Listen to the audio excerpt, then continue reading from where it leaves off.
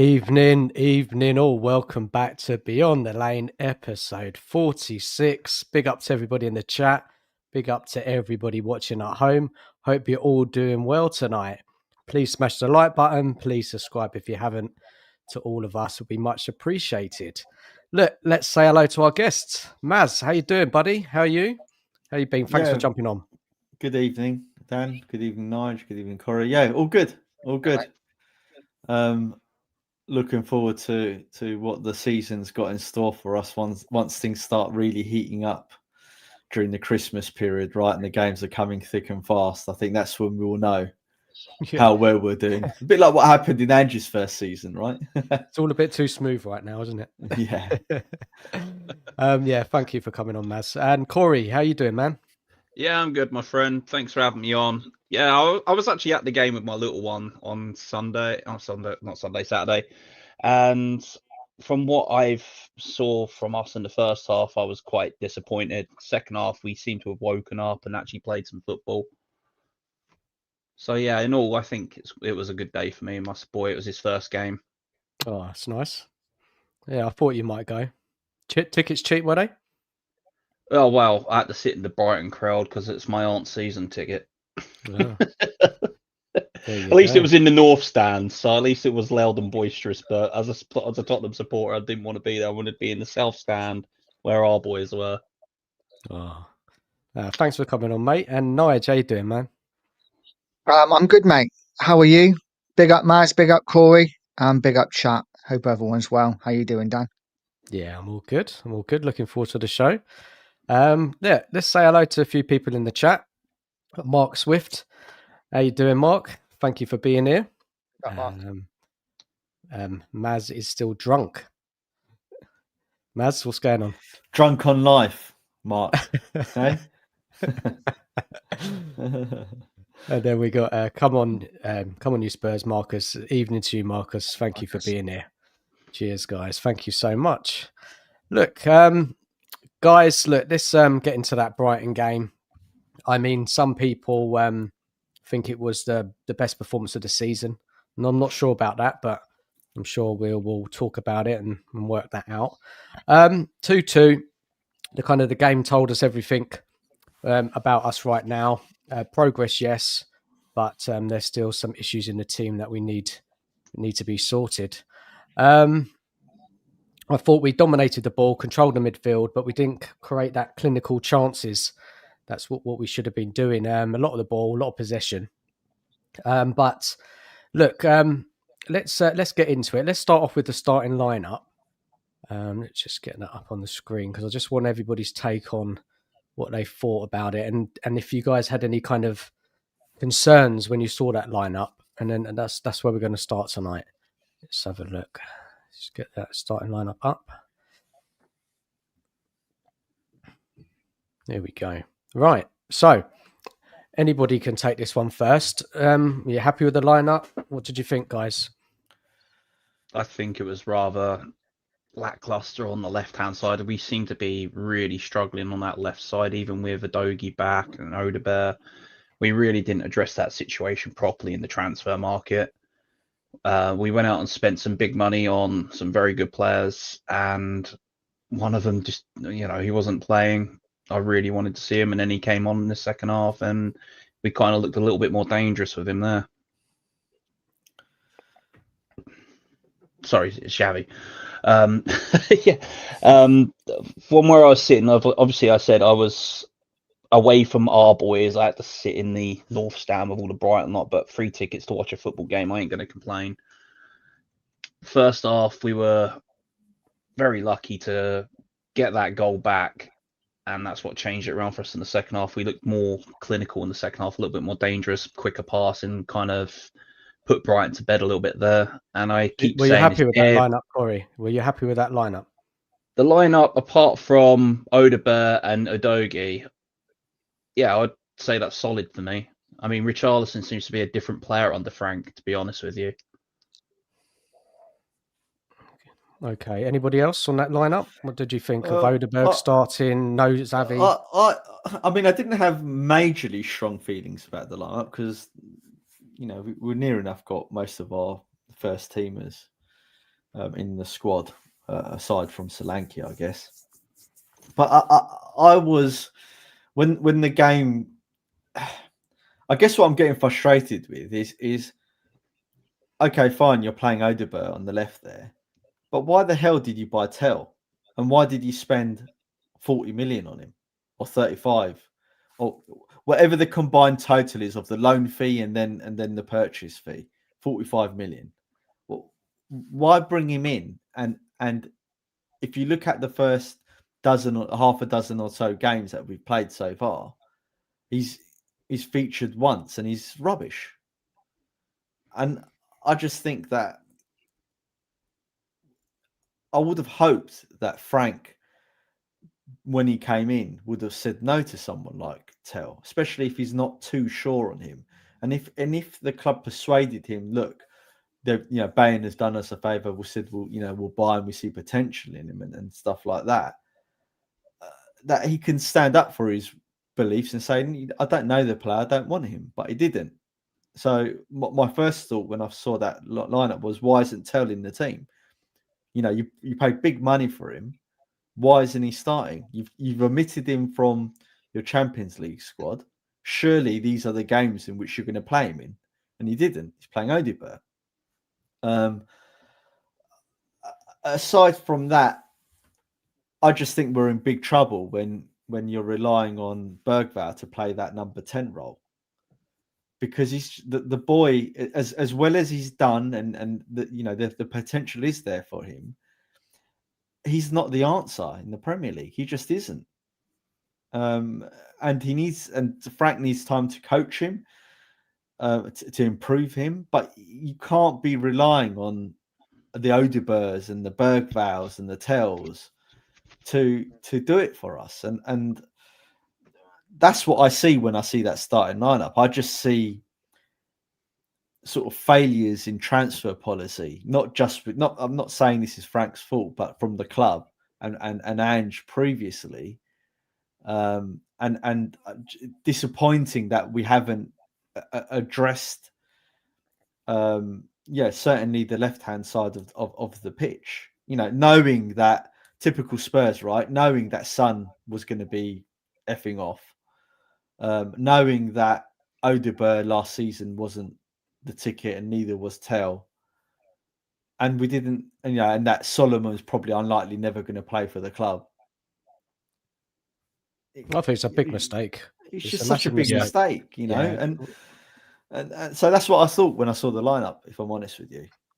Well, the thing is, sorry, I was going to say something with the whole Tell thing. It was Bayern got him off the back of the hype when he was 16. He was at Bayern 2 seasons, and even Bayern didn't see the potential in him, and we rushed at it like nothing. And I've been saying it for some time with Tell. He was signed off the back of a very good put together scouts video. That's what the hype was about, and he just hasn't lived up to it. Look, so Wilson's performance, guys, I just think we didn't really see much, did we? I mean, it was okay. I can't remember him creating anything. Okay, he was tidy on the ball, but look, with this left-hand side, Frank has got to give someone a run, right? Tell, Wilson. Don't want to see Johnson out on the left. Definitely not. And look, I just think, I don't know about Wilson. I really don't. We have to give him a run of games. But for me, it's an issue. I think we'll come on to the left side a bit more in a minute. And I just wanted to talk about the game a bit more. Nige, the lineup, were you happy with it? I wouldn't say I was happy with it. It was nice to see a Dogi start. For me personally, I thought he needed minutes, and I actually thought he did all right. Disappointed, obviously Xavi wasn't now. Disappointed Mawani wasn't now, but apparently he's injured. It just felt very last season when I looked at the team. Apart from Kudus and Polinia, it didn't feel a lot different. And that left-hand side is a massive, massive problem. And for me, Richarlison is just not the man at all. Awful. The worst striker, one of the worst strikers I've seen since I've been supporting Spurs. Look, so let's talk about that first half. So obviously we started quite well, I thought. We were dominating the play, pushing, and obviously we got caught with the high line. Guys, that goal, what did you make of it? It's reminiscent of Ange, right? Yeah. They intercept in the midfield, one ball over the top. I mean, that is typical Spurs, to be honest with you. I mean, we've been seeing that for the last 30, 40 years. That one ball over the top and we get done. But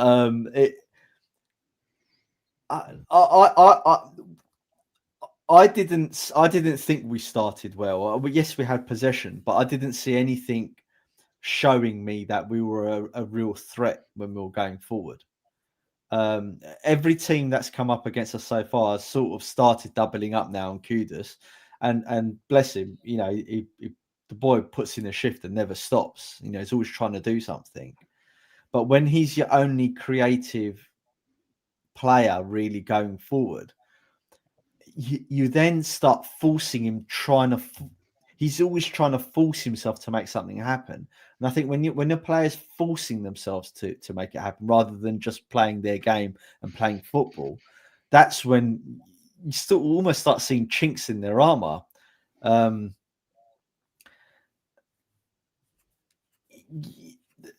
big problem I've got, certainly more specifically for this game, but I've seen it in previous games, is that I don't like the way that he's playing Bentancur. Under Conte, I felt that he effectively made Bentancur the number 8, and he expected him to go up and down that pitch and be the linchpin of the team. And he certainly, when he got first brought in, he was phenomenal for the first, that first 6 months when we qualified for the Champions League. In the second season, he was our best player. And I don't know if you guys recall, when he got injured, we were all like, "Oh my God, our season's over." Yeah, because he was literally our best player. And you know, he's come back from injury and he's not quite been the same. But now he is fit. I just think it's such a shame to see him playing so deep and next to Paulinho, because that's not what you get the best out of Bentancur. Bentancur is one of those players, and again, Conte realised this about him, is he needs a rocket fired up his arse. Like, I remember there was one game where Conte on the sideline basically shouted at him and called him a fucking idiot. And then all of a sudden, I've never seen Bentancur sort of play so well after that moment. You know, and I think he responds to that type of criticism, and he needs that fire, you know, up his arse basically to get him to play. So, yeah. What were we doing wrong then, Maz, in your opinion, everybody else in the panel, in the chat? Because we were pushing, we were dominating the ball, we were trying to create and score, but obviously it just fell away at the final third. Would you approach that game differently then? Because normally when you go to Brighton normally are on you. You know, they're pressing you, they've got possession, they've got a lot of energy. They kind of take the game to you. Where we took the game to them, but without that kind of clinicalness. You don't have the quality. Do you think it was bad? What do you think they should have sat back a bit more and let Brighton come on to us and then catch them on the counter? Where do you think it went wrong? I'm not going to profess that I know the right tactic for it, but I think if you are going to do the pressing game and really go at them and attack, then you need to have that maestro in the center of the pitch, and that's where Bergvall is not the guy. Because exactly. The problem with Bergvall at the moment is he positionally, I think, is very bad. I don't think he's good positionally. When we attack, he's got this propensity to go right up almost next to the striker rather than sitting behind the striker and looking around and pinging balls around. A bit like what Eriksen used to do back in the day. So look at the average player position here. So that Bergvall's number 15. That's where he was for most of the game. So he's not playing in the number 10. No. Yeah, he's on the right side of the midfield there. Well, and that's actually is Bentancur 30 then, I'm assuming. Yeah. I'm actually surprised that Bentancur's the most furthest one up, because he didn't feel that way in the game when we were watching it. Certainly wasn't that way when I was in the stadium. It felt like he was a bit further back than Paulinho, but yeah, that was just from my view from the north end. But yeah, I honestly think we should have turned up in the 3-5-2 against Brighton, try and control the game from the back, and then gone on the counter and used Spence and Porro as our width, Kudos and Richie up front, and just have Bentancur and Polina in midfield. That's what I would have done instead of playing Bergvall. And then you could have obviously changed the tactic up if it wasn't working. But a 3-5-2 against Brighton, it always breaks them down because they're always looking for that quick pass through the middle, Brighton. They're always trying to get it there or out on the right-hand side. That's just my take. We've just got a big problem now in that number 10 position with Maddison not in the team and Simmons not starting, I guess, in that position. And still early days for him, right, to get to grips with the Premier League and stuff. We just got a huge problem going forward. It's almost reminiscent of what the problems Ange had when we're going forward, isn't it? In a way, it's like we go up to that final third and you're looking for that quality, which Frank talked about, and the quality is not there. Even Kudos, for how good he is, he doesn't strike me as a player that's going to, I don't know, like, he's not like a Bale or a what player could you liken him to? Gaza. Yeah, he's not going to just create something from nothing. He's one of those players that he'll make a lot of things happen, but he's not. I don't think he's that really special player that can just turn something from nothing. If you get, I've got a good analogy. That's the impression. I've got a good analogy. It's like a puppet master, but missing one string. Yeah, that is a good analogy. Yeah, I don't think the setup was wrong at all. I think we just lack quality. Yeah, in those forward areas, and yeah. I think we, for the most part, we dominated the game. We just didn't have the quality up there, and those when it mattered, those moments that mattered, we didn't have that quality to create a good chance or to put it away when we did get it. Yeah. And that is an indictment. That's a sad indictment of the overall quality of the team. Although we've done well, and Frank has done well, and we're third at the moment, you can see that we just don't have the same quality we had in the past. It's just not there. And proof of that is when Simmons come on, and you do get that, excuse me, that similar quality to what we had in the past, then all of a sudden things start happening. Yeah. But we had that quality in Poch's era throughout the whole team. And that's the difference. So look, the Brighton, they scored 2 goals. I think it was against the run of play, right? Because we were dominating the ball. We were the ones who were trying to take the game to them. Brighton were kind of sitting back. Do you think we forced them back, or do you think their manager told them to play like this and just surrender possession and just try and catch us on transition? Guys, what do you think? That's how Brighton seem to play sometimes, especially against us. I keep saying that Brighton are our bogey team at the moment. We either turn up and win, or stuff like this happens. The second goal, I will not take it away from that young kid, Yassari. That goal was absolutely electric from where I was sitting behind the goal. But then you're seeing all the Brighton fans on their phones like that in front of their faces. I'm like, can't you just watch a game without your phone in your hand? My phone stayed in my pocket. I didn't celebrate the goal, but I was like, yeah, that's a pretty decent goal. But like, you're a Spurs fan amongst Brighton supporters, you're like, oh, better shut up. But yeah, I mean, we woke up. I still say we woke up in the second half. The first half, yeah, we may have controlled it a little bit, but we weren't finding that killer pass. We were giving up possession because of Bergvall. He wasn't exactly the greatest on Saturday. And I keep thinking this, if we're going to really struggle with the left, why not put Spence out at left back and put Odegaard out as our left winger? Not Odegaard, Udogie. Put Udogie as the left winger instead, because the guy likes to get forward, but he can't defend. So why not shove him up front? I think Udogie was okay. I felt he brought balance to the side. I think he's got to get a bit of fitness up, right? Because he's just come back. But I need to see him there a bit more. But there were some encouraging signs for him in my thought. I know he got caught out with the goal. I know that. But I thought he was good. You need that natural width, because we haven't got it from the left winger. Doesn't offer enough. So you've got to have it from the fullback, right? So why not? Like I said, why not have Udogie as the left winger and have Spence as our left back? I don't think so. I think you've got to get more out of these players that he's got. Yeah, he's got to give someone a run in coaching, as I think Maz said earlier.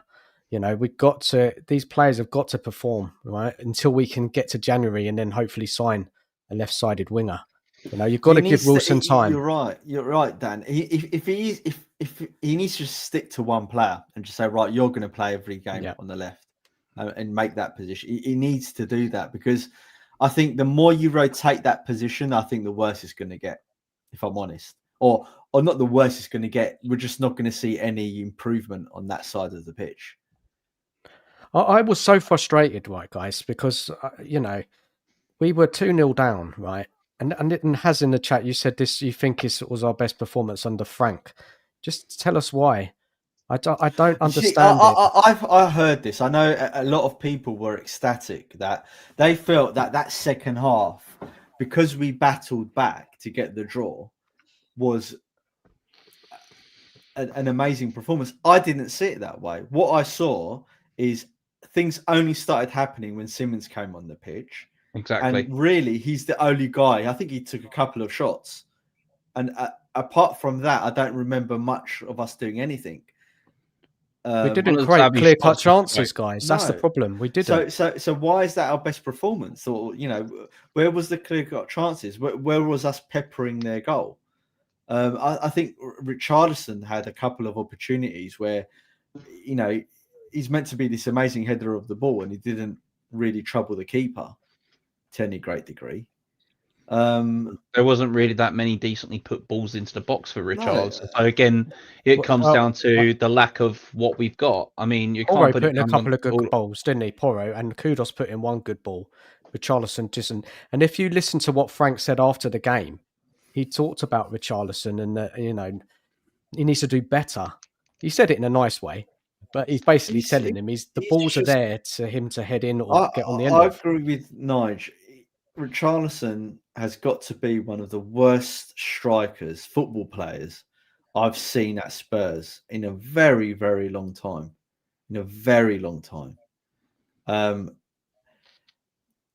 He's got the worst first touch and second touch I've ever seen.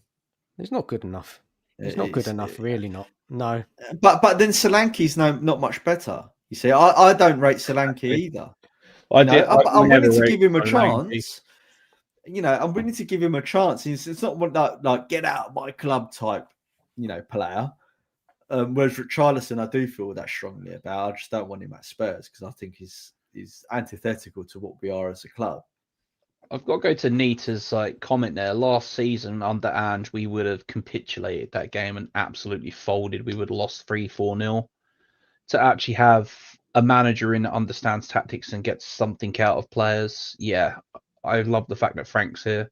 And I was the massive... All you guys will know this. I was Ange out day one.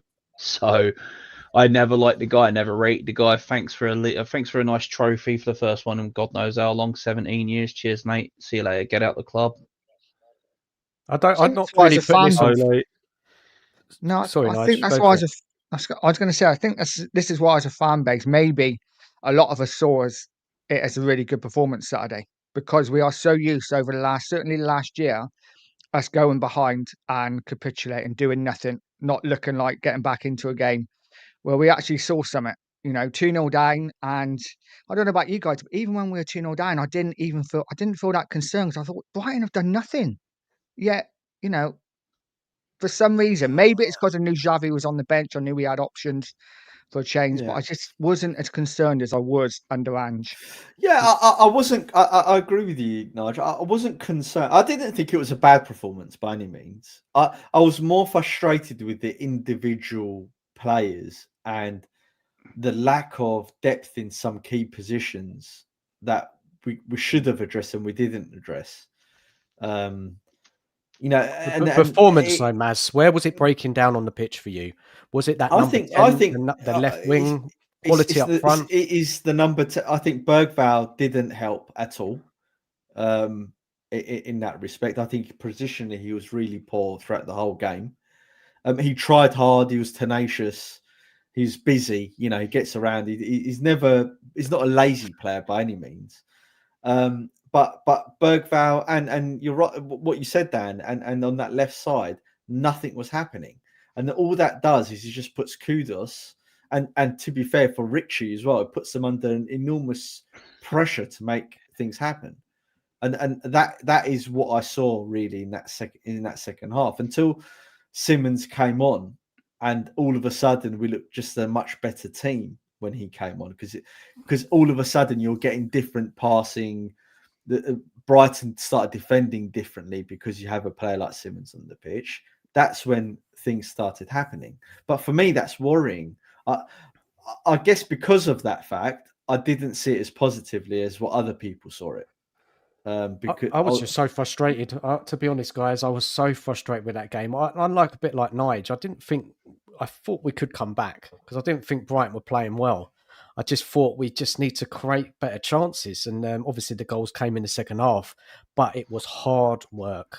Yeah, we got it in the final third so many times, but it broke down. Brighton defended pretty well, I think, but Richarlison just didn't offer what we need. If we had a striker playing in that game, a top striker, we would have won that game. Yeah, because that quality would have got us those goals. Yeah, 100%. I think Richarlison let us down. I think that number 10 was an issue. Bergvall, I agree, Maz. He works hard. He runs around. He's energetic. Yeah, I think he could be a good player in the future.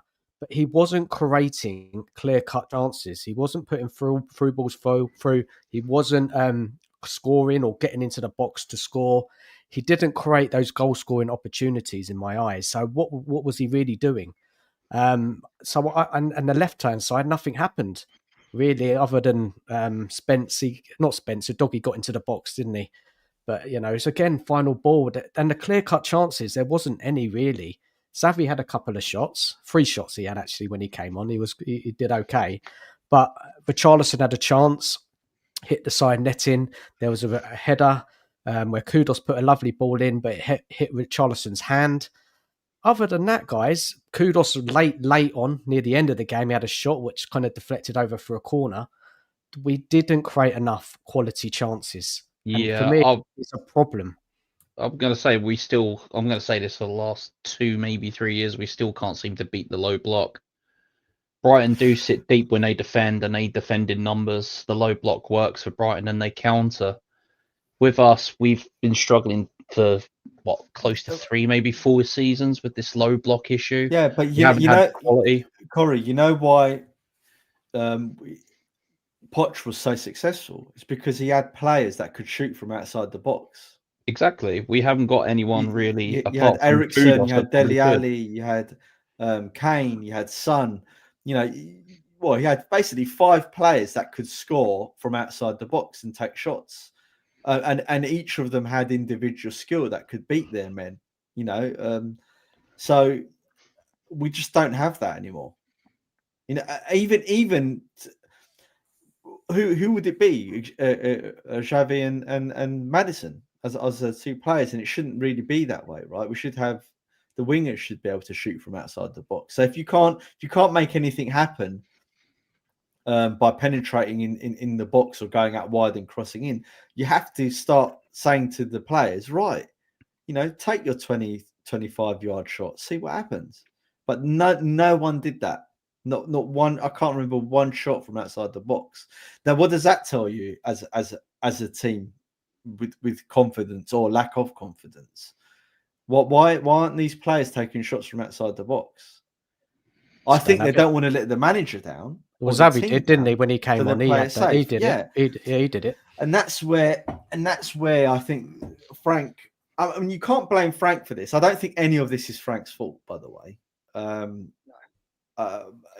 It's way too early to criticize him in any forceful way. I don't think he's got every decision right, and I think he's quite self-critical as well, or self-analytical of himself.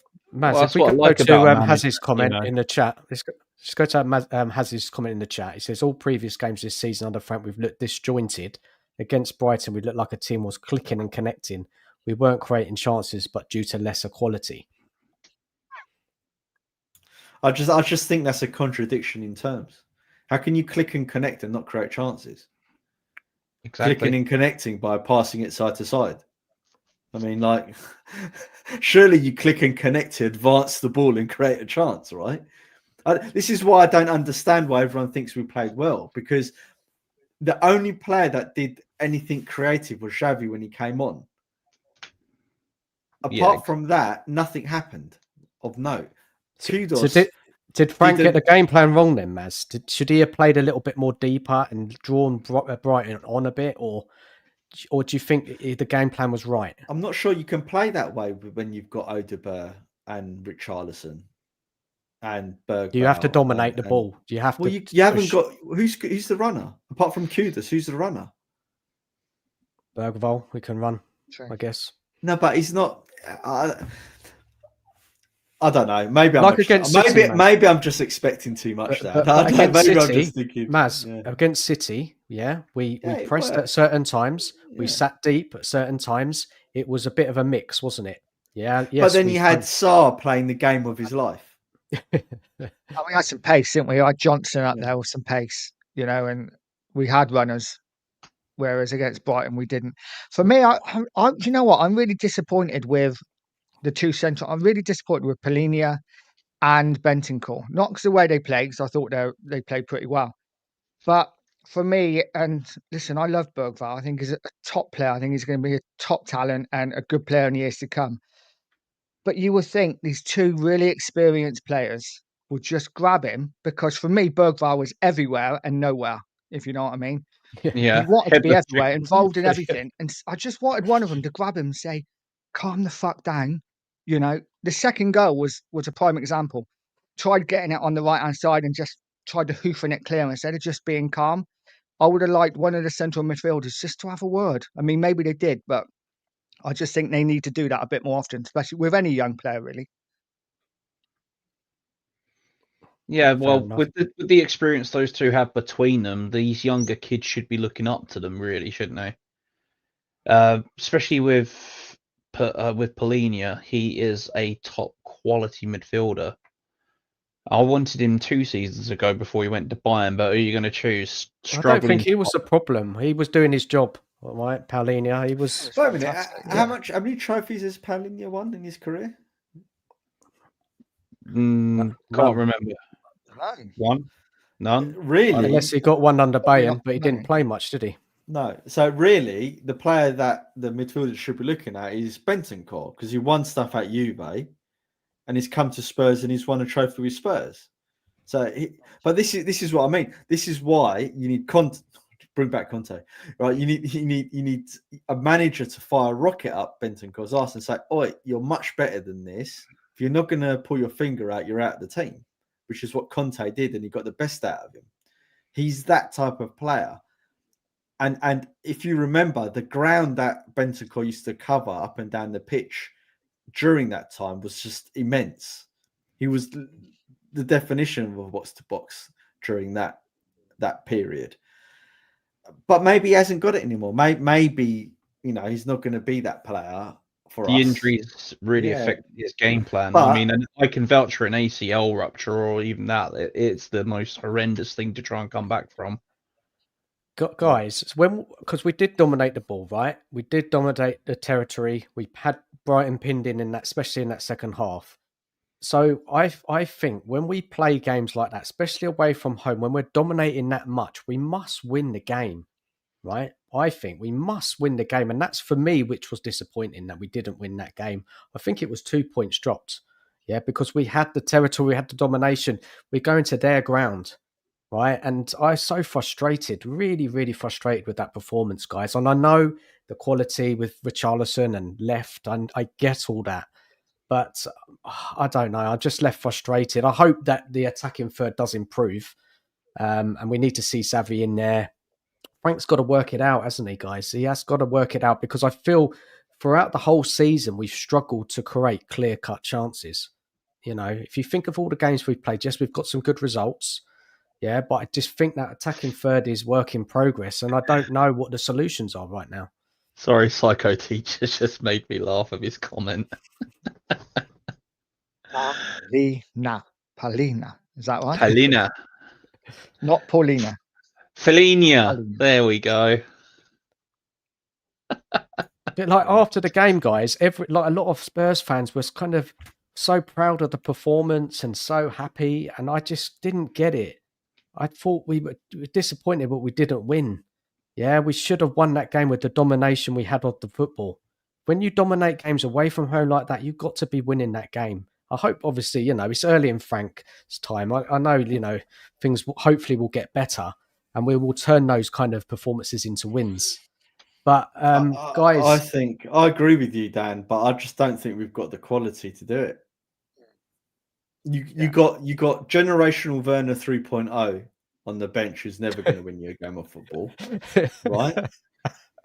You got Odegaard, who, let's be honest, is not a £30 million player. He's more of a £10 million player. I would have said a tenner. Yeah, right.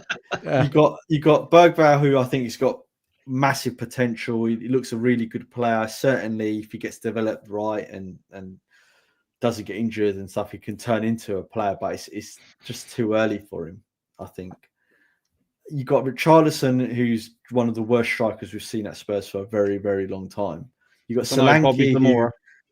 You've got Solanke, who's had one good season in his career, and we bought him for 65 million. Who have you got? Kudus. He's the only one.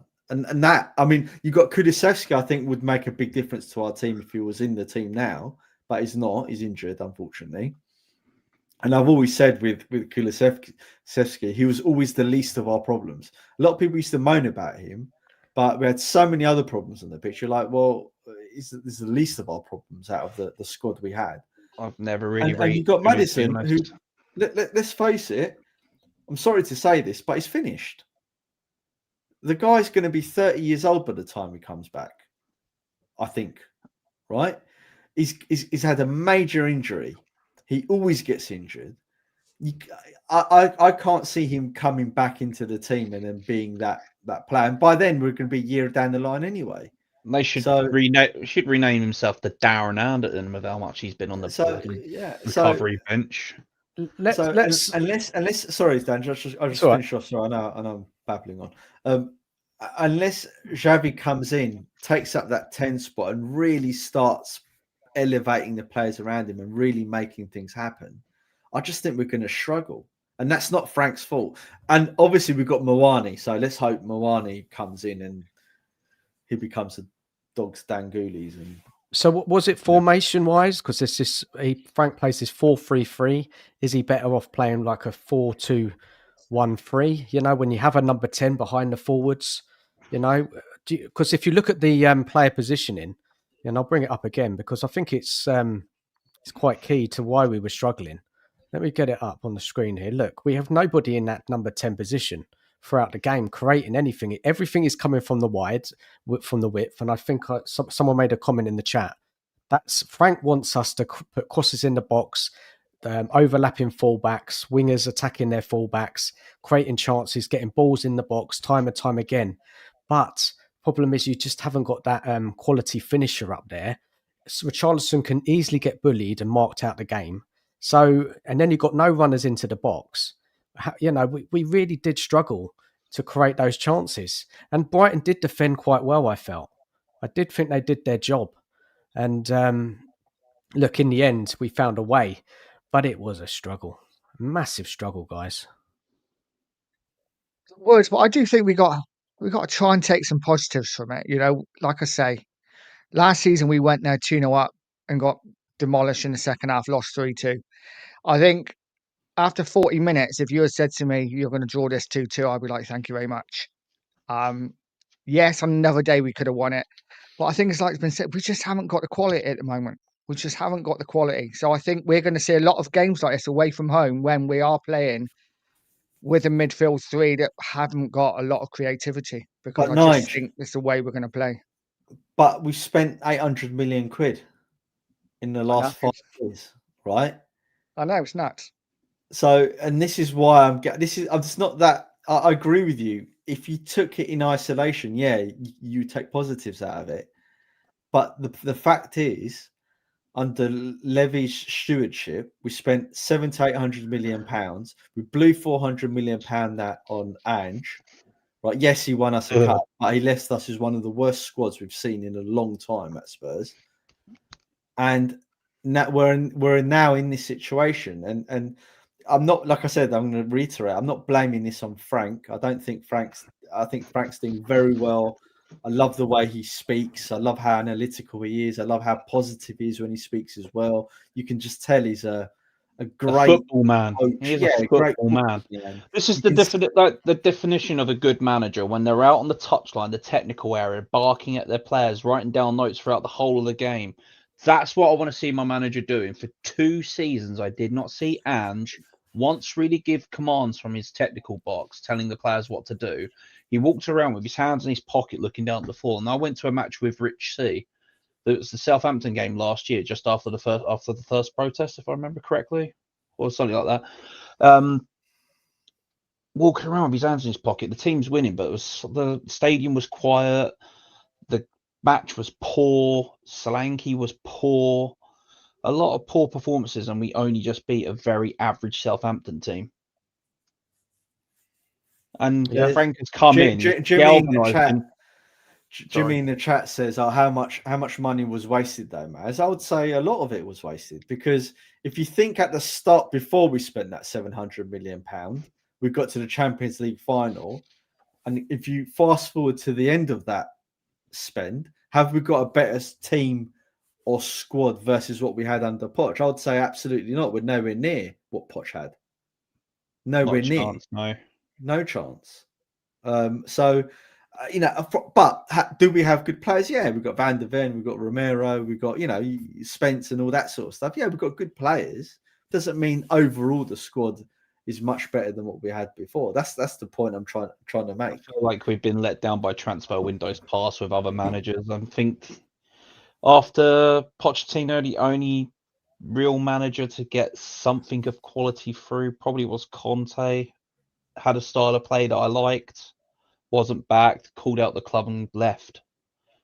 And the only other manager next to him is Jose Mourinho. I mean, after Poch, there wasn't really much that we could celebrate for, was there?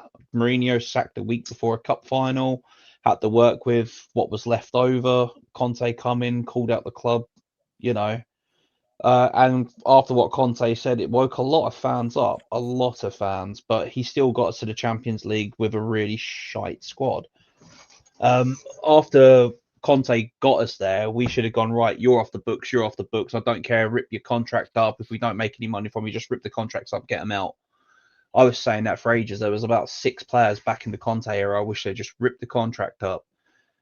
And I look at it now going, we wasted all this money on average, very average players. Sorry, I don't rate Johnson whatsoever. He's a tap-in merchant. He doesn't offer nothing apart from tapping in a ball.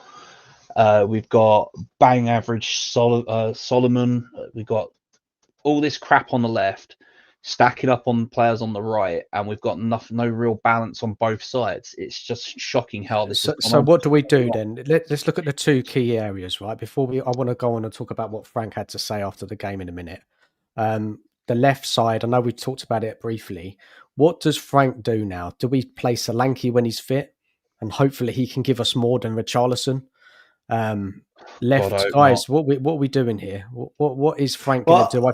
The first thing I want to say is that the first job Frank set out to do is make us solid and not concede goals, and I think he's achieved that. So that's a massive positive. Although we did just concede 2 goals, but hey ho. But it's been better, isn't it, Maz? Yeah. We look solid, right? We look, we don't look like we've got like loads of calamities in us. The players sort of know what they're doing, and that's fantastic. And I do think that we're starting to see how good Van der Ven is as well. He's not the finished article, still a young man, really. He's not just that one-trick pony defender that runs back. No. He is a good defender. Yeah, he's a good defender. I can't wait to see what he's like. If he remains injury-free, I cannot wait to see what he's like when he's like 26, 27 years old. Because if he progresses and we're a good team, he'll be an absolute monster. Keeps away from those injuries, because last season he was injured, weren't he, Van der Ven? But then you can put that down to Ange's system and his tactics, having the players sit so high up on the line and making your only guy with pace run back. You are going to pull your hamstring. Constantly running back like that, my God. Yeah, I think what Frank has got to do is and this, I don't think this is massively radical, but he's got to make sure that Xavi, Kudus, and let's say Mawani are in that team playing well, and then hopefully whoever he does stick with on the left feeds off of them playing well. Because who is that man then? Who is that man for you? Because you said about Tell earlier, didn't you? Well, I don't want. Look, I call Tell Werner 3.0. I think he's one of the worst footballers I've ever seen at Spurs. He can prove me wrong. You know, I implore him to prove me wrong. Please prove me wrong. But when people say I see something in him, they're lying. Right? Because you know what, man, right? You know what they've said. He's not super fast, but listen, he's not super fast, right? He's average pace. He's not got really, really good close trickery in his feet. He can't. You can tell he's not a super duper shot taker. You know, he's not like smashing balls in for 25 yards, like fizzing them in and causing the keepers to save. The goal he did score last season, he didn't even know that the ball hit him and it went in. Right? What does he do? He that warrants the £45 million fee, then, doesn't it? Come off him. What? He can't beat a man. I'm honestly, I just when I think of him, I just think, how has he managed to come to Spurs? Do you want to know what whereas it is? With Odegaard, at least you can see him do some skill and take on a player, and you can see something in him. But Tell is 45 million quid, and I haven't seen him beat one player. Actually, I did see him beat players. He beat two players, and it's because the ball ricocheted off the defender, ricocheted off him, and went past those two players, and he ran onto it. That's the only time I've seen him beat a player, and I've been like, okay, well done. He's awful. No. Oh, you know when you get fans saying, "Oh, I see something in him," it's the same video that Bayern saw when he was 16. That's what it is. Oh, this kid's good. While he's playing in the under-16s. Yeah, of course he can flick a trick over in the French under-16s division. Jesus Christ. He's not good. I even said back then, 2 years ago, when Bayern brought him, I was like, Bayern, why? There are better younger players out there that you could get that'll actually get into your team. He spent, 2 years at Bayern and played a handful of goals, 20 goals as 20 games as a sub, and that's like last 2 minutes of a match. I never really saw him play properly. Frank's already come out, hasn't he, and said, I mean, he said after the game that when they were talking about Xavi, that he can play in the 10, but he can also play on the left. So I see him doing both. I see Xavi playing as much on the left as he does in the 10. I don't know what you guys think about that.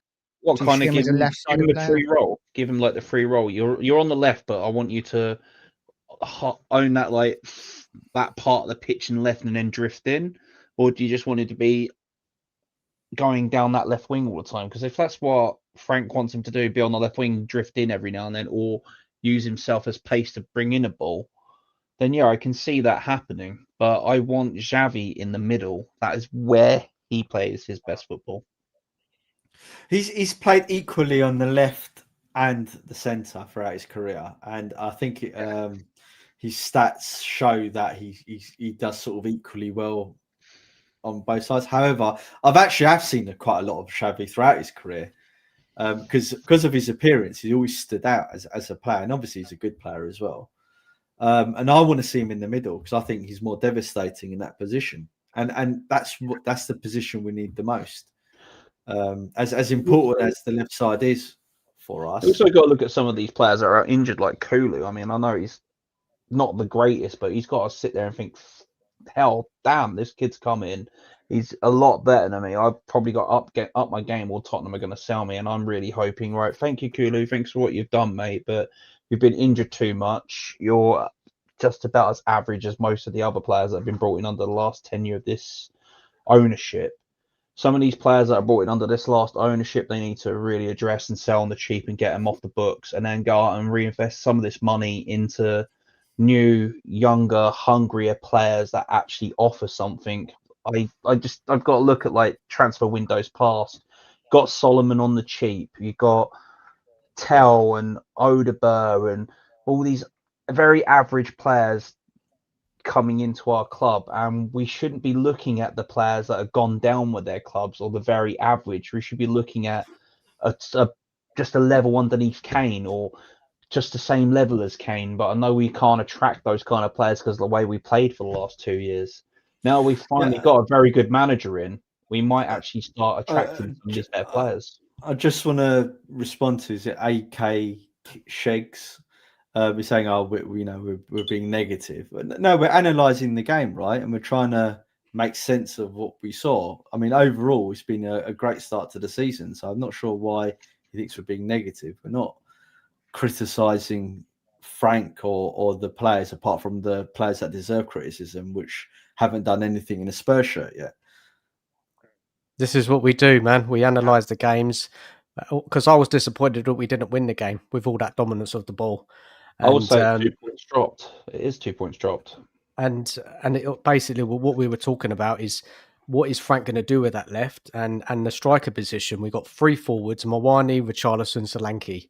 Which one is going to hold that position down?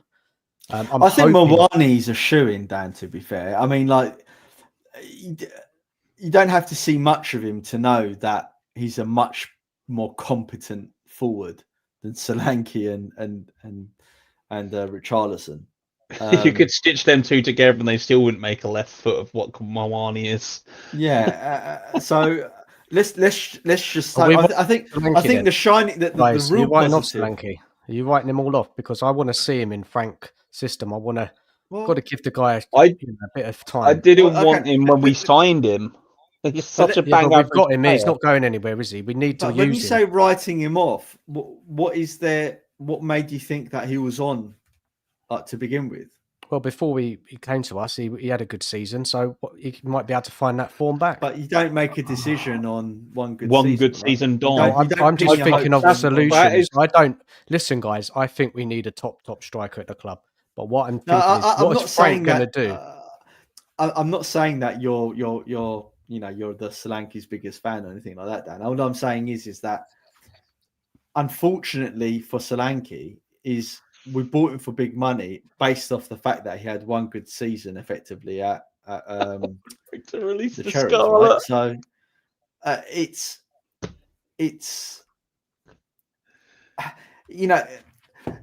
for me, when the club spends big money on a striker, I don't want to say, oh yeah, I'll give him a chance, I'll give him time.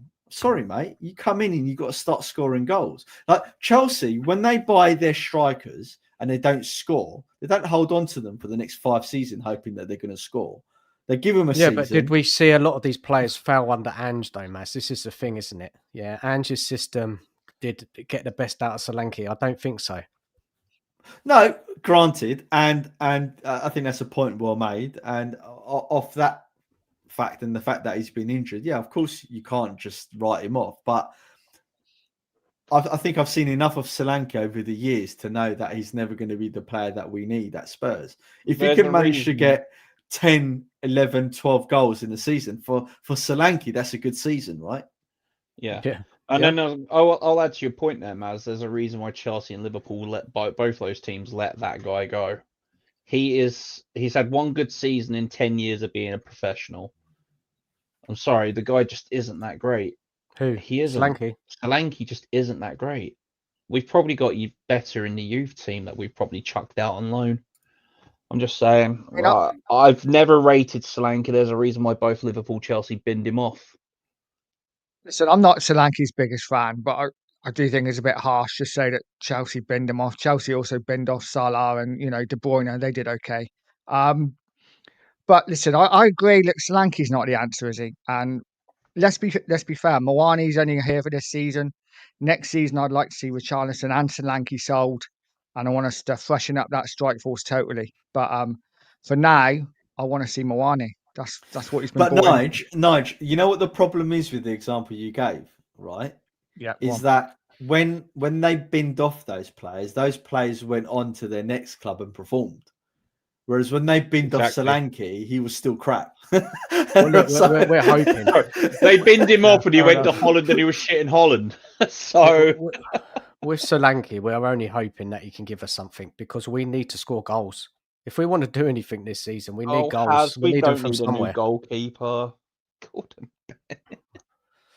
I mean, that's an issue, but we'll, yeah, that's the point. What do you reckon of the shot? Should Vicario should have saved that? Yes. Yeah. I don't. Yeah. Keepers make howlers all the time. Come on. I think Vicario's got enough credit in the bank with the saves that he's done to say, yeah, it is what it is. You know, it's a good shot. They scored. You know, look, I think again, Vicario at the moment is the least of our worries. I think he's a good keeper. I think that, you know, in the big games, he's proven that he's you know, he can hack it in the big games. He's played well in the big games as well. You know, the final proves that he you know, he's got that in him. And he's still relatively young as well, right? For a goalkeeper. Yeah, so keepers normally hit their prime. I think we need to get off his back a little bit and let him develop, let him be coached. There's nothing. A keeper needs a solid defense in front of him. I don't care what keeper you are.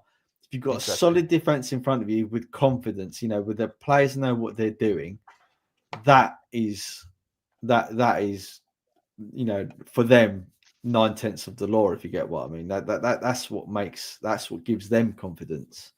My main gripe with Vicario for being a fantastic shot stopper is the lack of command of box. I'm a goalkeeper myself. You must command that box from he hasn't got that your line. Physicality, though, has he? He's quite a slight keeper. Yeah, but what I'm saying, from your line to that penalty spot, you need to control it as a goalkeeper. That's what I was taught as a young kid when I was going through the youth ranks. Your average area is from your line to that spot, that penalty spot. That is where you should really be focusing. Your defenders should be in front of that penalty spot, wiping up and cleaning up and breaking everything up. You're there to make the goal and angle smaller. Now, the lack of control of his understanding in that position, like coming up the catch on crosses and stuff like that, there's just a lack of the command of it, and he's hoping for the defenders. Can he to clear get better away. though, Corey? Can Vicario improve that? Do you feel with the right coaching he can get there? I mean, we brought in a very good goalkeeping coach, didn't we, when we brought in Frank?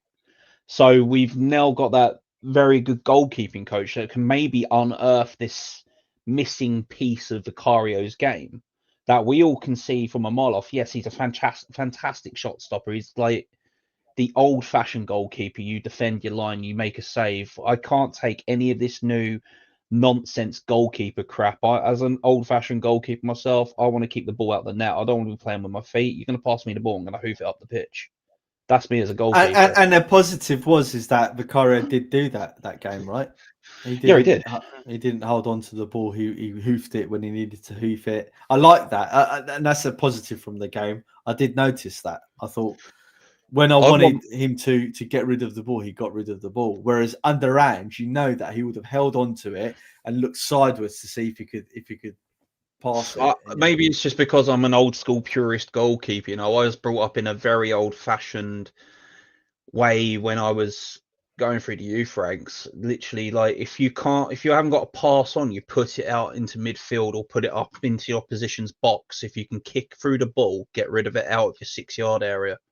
All right, understood, coach. Every game, I would never really look for that pass to the side. I would look for either a midfielder open up top, or I would just put it into the opposition's end. Just put my foot through it. I don't want my goalkeepers to be taking 2-3 touches with their feet to get dispossessed in the box and the goal happen. Sorry, put your foot through it. Clear it. Guys, let's move on to what Frank says, and then we're going to wrap this game up, and we're going to kind of come to a decision of if we think it was 2 points dropped or 1 point gained. So Frank's talking a lot about this one. I think about the performance. He thinks it's Tottenham's most complete performance. Again, I don't agree with this. He's talking about, I know we conceded 2 goals. It's never that black and white. So one thing we'll say is I should take it. The second one in, okay, we conceded a goal. That can happen. It's just Premier League. It's good. But besides that, I thought we defended well. I think we defended well overall. overall, I think the high pressure was very aggressive and we were winning the ball back more or less all the time, which we like to do. I think phase one, we got out every time, more or less. We controlled it up there. We created so many good opportunities and had to counter press and rest defending crosses. So there was a lot of bits that we like to do because of that. And then on top of that, the mentality to come back from 2 goals down. So look, he's very positive about the performance, although we didn't get the win. Do you agree with what Frank has said there? Or do you think it's just motivational stuff? I agree with most. Well, I agree with most of it. I mean, we'll never know what they're looking at in terms of what aspects that they've done better that he's looking for versus what we think. But I don't agree it's a complete performance, because really the complete performance was against Man City. I agree. Yeah. Yeah. I agree. Yeah. 100%. That's what I was thinking. A Man City that was game. A complete performance. Yeah. Yeah. We did everything well in that game. I don't think there was any aspect that we did poorly in that Man City game. So, but the one thing that got me about after that Man City game is playing Bournemouth and playing the way we did. I was so hyped after that Man City game. Then we went off and played the way we did against Bournemouth, and I was like, "What's going on?" We played like warriors against City, and we come back and we got bullied off the ball by Bournemouth. Yeah. But I'm glad. You know what though? I'm sort of glad that happened, because that makes him see what we see as exactly. fans. Well, welcome to Tottenham. Yeah, like they did that to Ange, right? When he did the Fulham game, when he played, when he changed the whole team. I was in 9 players. Yeah, and it's a similar sort of thing in a way, where they just let him down, and yeah, it's good that Frank sees this in that game than in a cup game, let's say, because I think Frank should take all the cups seriously and try and win one, regardless of whether he gets sacked or not. I think we'll all love to see another cup coming. He did say that today. Yeah, he's going to take. I can't see this club sacking Frank, because honestly, he is the best thing we've had since really Jose Conte. In between that, we've had some pretty. We're jumping ahead. We're jumping ahead too far at the moment. We don't know yet. It's just how I see it as with Frank. He's very analytic. He understands football. I can't see him being sacked because we don't have Levy anymore. He will get sacked. He will get sacked at some point. Of course he will. He'll have to. I thought maybe according to Frank, it was the most complete performance. Like Maz said, maybe Frank's looking at different things than what us as fans are. Maybe the way the fullbacks went forward, maybe the way the midfield were. I don't know, but to him it was a complete performance. To me, no, it wasn't. But I do think it was decent. I do think it was a decent performance. And for me, I cut to it. I thought it was a point gained, because 2-0 down coming up to half time. Like I say, for the last year, I've watched us lose a lot of games. So for me, to get a point after being 2-0 down, I think is a point gained personally.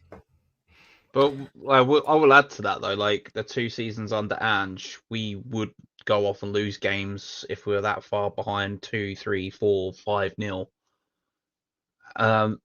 But it's nice to actually see a manager come in now after the last 2 years and actually look at the players and go, right, this is what I've got.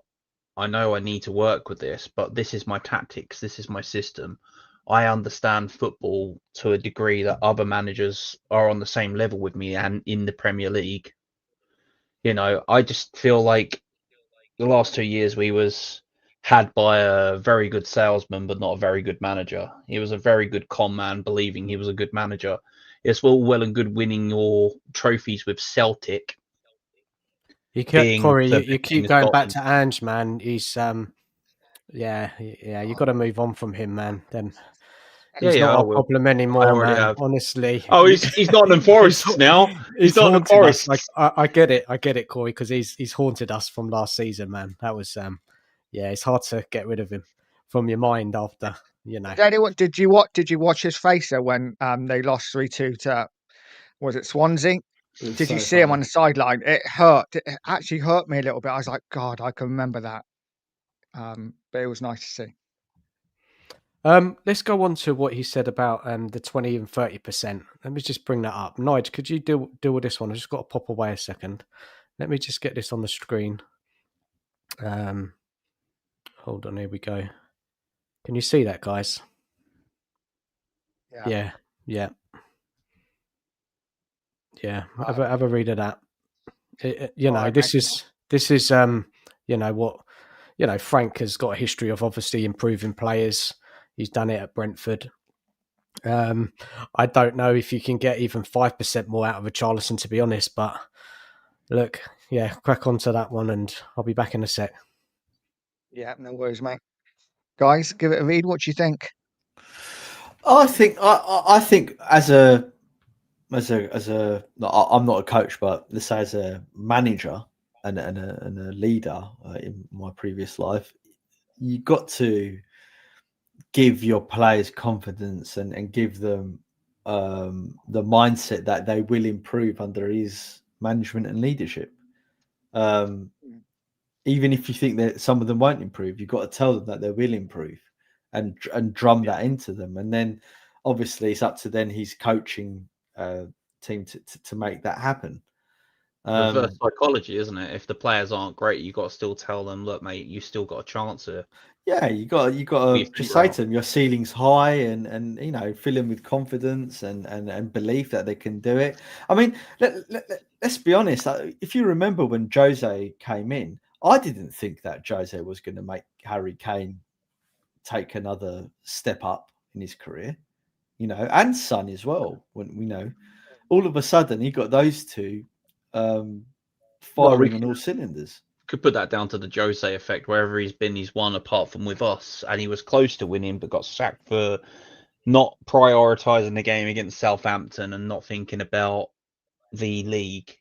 The league game, not the cup game, and the letting Jose go the way we did was a massive mistake, because that season alone we'd beaten City twice. He already had not Conte's number, Pep's number twice that season. So we didn't lose to them, and it's just absolutely crazy to think that we did this to a top manager. Then we bring in another top manager in Conte, a win now manager. He needed those players to come in to play his football, didn't get it, and then he called the club out and left. So, there's been a lot of negative things from managers, but seeing this with Frank, this is what I love about Frank. We can play good, we can play poorly, but he'll break it down, analyze it better, speak better to the fans and to the press, what he liked, what he didn't like, compared to what we've had before in the past. He's a very understanding manager. He reminds me of Harry Redknapp. He'll put his arm around a player and get the best out of him,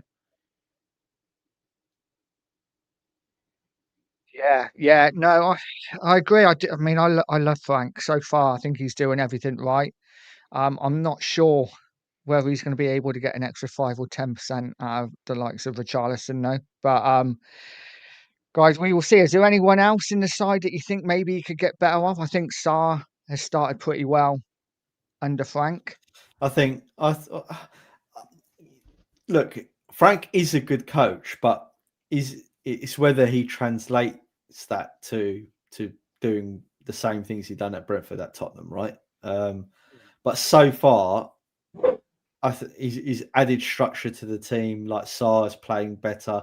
I think Van der Ven's benefited massively from the defensive structure. I think Spence, looks much better than even what he did under Ange when he came in. Even Porro, I think, is making less mistakes now than what he did under Ange. And Romero's a weird one, because you sort of don't know what Romero you're going to get until he starts playing, right? You're either going to get the I'm brilliant Romero or the Romero that isn't so good, which is a bit of a weird one. The consistency of Romero, Maz, has got to be better throughout the season. I think he's just one of those players that needs to be G'd up for the game. Like, game player. He's always G'd up for the big games, so he thrives on that competitiveness, doesn't he? Whereas I think against the lesser teams, I think sometimes he can think, this is just a lesser team, so I don't need to be as good. Maybe not. Maybe he'll get that consistency under Frank. But I think we have to wait and see. I think he can improve some of the players. I'm not sure that the players that he will improve are ultimately going to be the ones that we sort of need him to improve. So, Van der Ven will improve. I think Spence will get better. I think Porro may get better defensively. I'm not so sure about going forward, but he'll get better defensively. But I'm not sure whether he's going to improve Paulinho. Is he going to improve Bentancur? Is he going to improve Odegaard? Is he going to improve I'm not sure about that, if I'm honest with you, because I think Bentancur I really like as a player, so I don't want to say that he's not going to improve, but certainly the rest of them I'm just not sure whether they've got it in themselves to improve under the coaching. I've got a question in the chat, Ryan. Evening to you.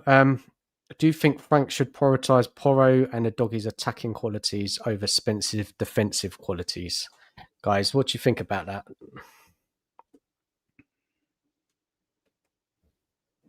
I think you should be looking at doing both, maybe. I think it all depends on what games we play, doesn't it? We're gonna play more attack in some games, and I think Spence is a really important part of the squad. I really do. Whether he's left back or right back, I think we need him for his defensive qualities. I would like to see Porro and a doggy maybe pushed on, maybe as wing backs when we play three at the back, if we play three at the back.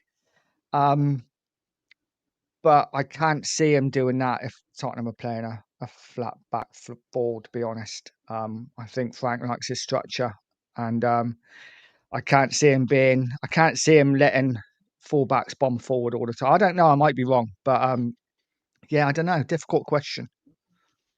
For me, I like a balance of one that attacks and one that defends. So for me, the Spence-Porro combo works better than having just a Dogie and Porro playing. Don't you think it breaks down though, Corey? When Spence is on that left back, he's always got to cut in. He can't cross the ball from the left. I just find he's a great at defending and one-on-one against good wingers, but we lack that when we haven't got a natural left back. We lacked something, don't you think, or not? I'm in that old term sort of sense of if you can defend, you know how to play. Regardless of if you can cut in and cross or not, Spencer's a very good defender. Plus, the left winger is rubbish. Plus, the left winger doesn't really help Spence's thing. That's why I said earlier on about why not have Spence playing at left back and having a Dogie as your left winger, right? You could train a Dogie really to play left wing. He can probably do a better job than anything that we've got. And then that way we've got the balance of Spence and a Dogie out on the left with Porro playing with Kudos. I just feel like that would be a better fit for us if we're going to go forward with it.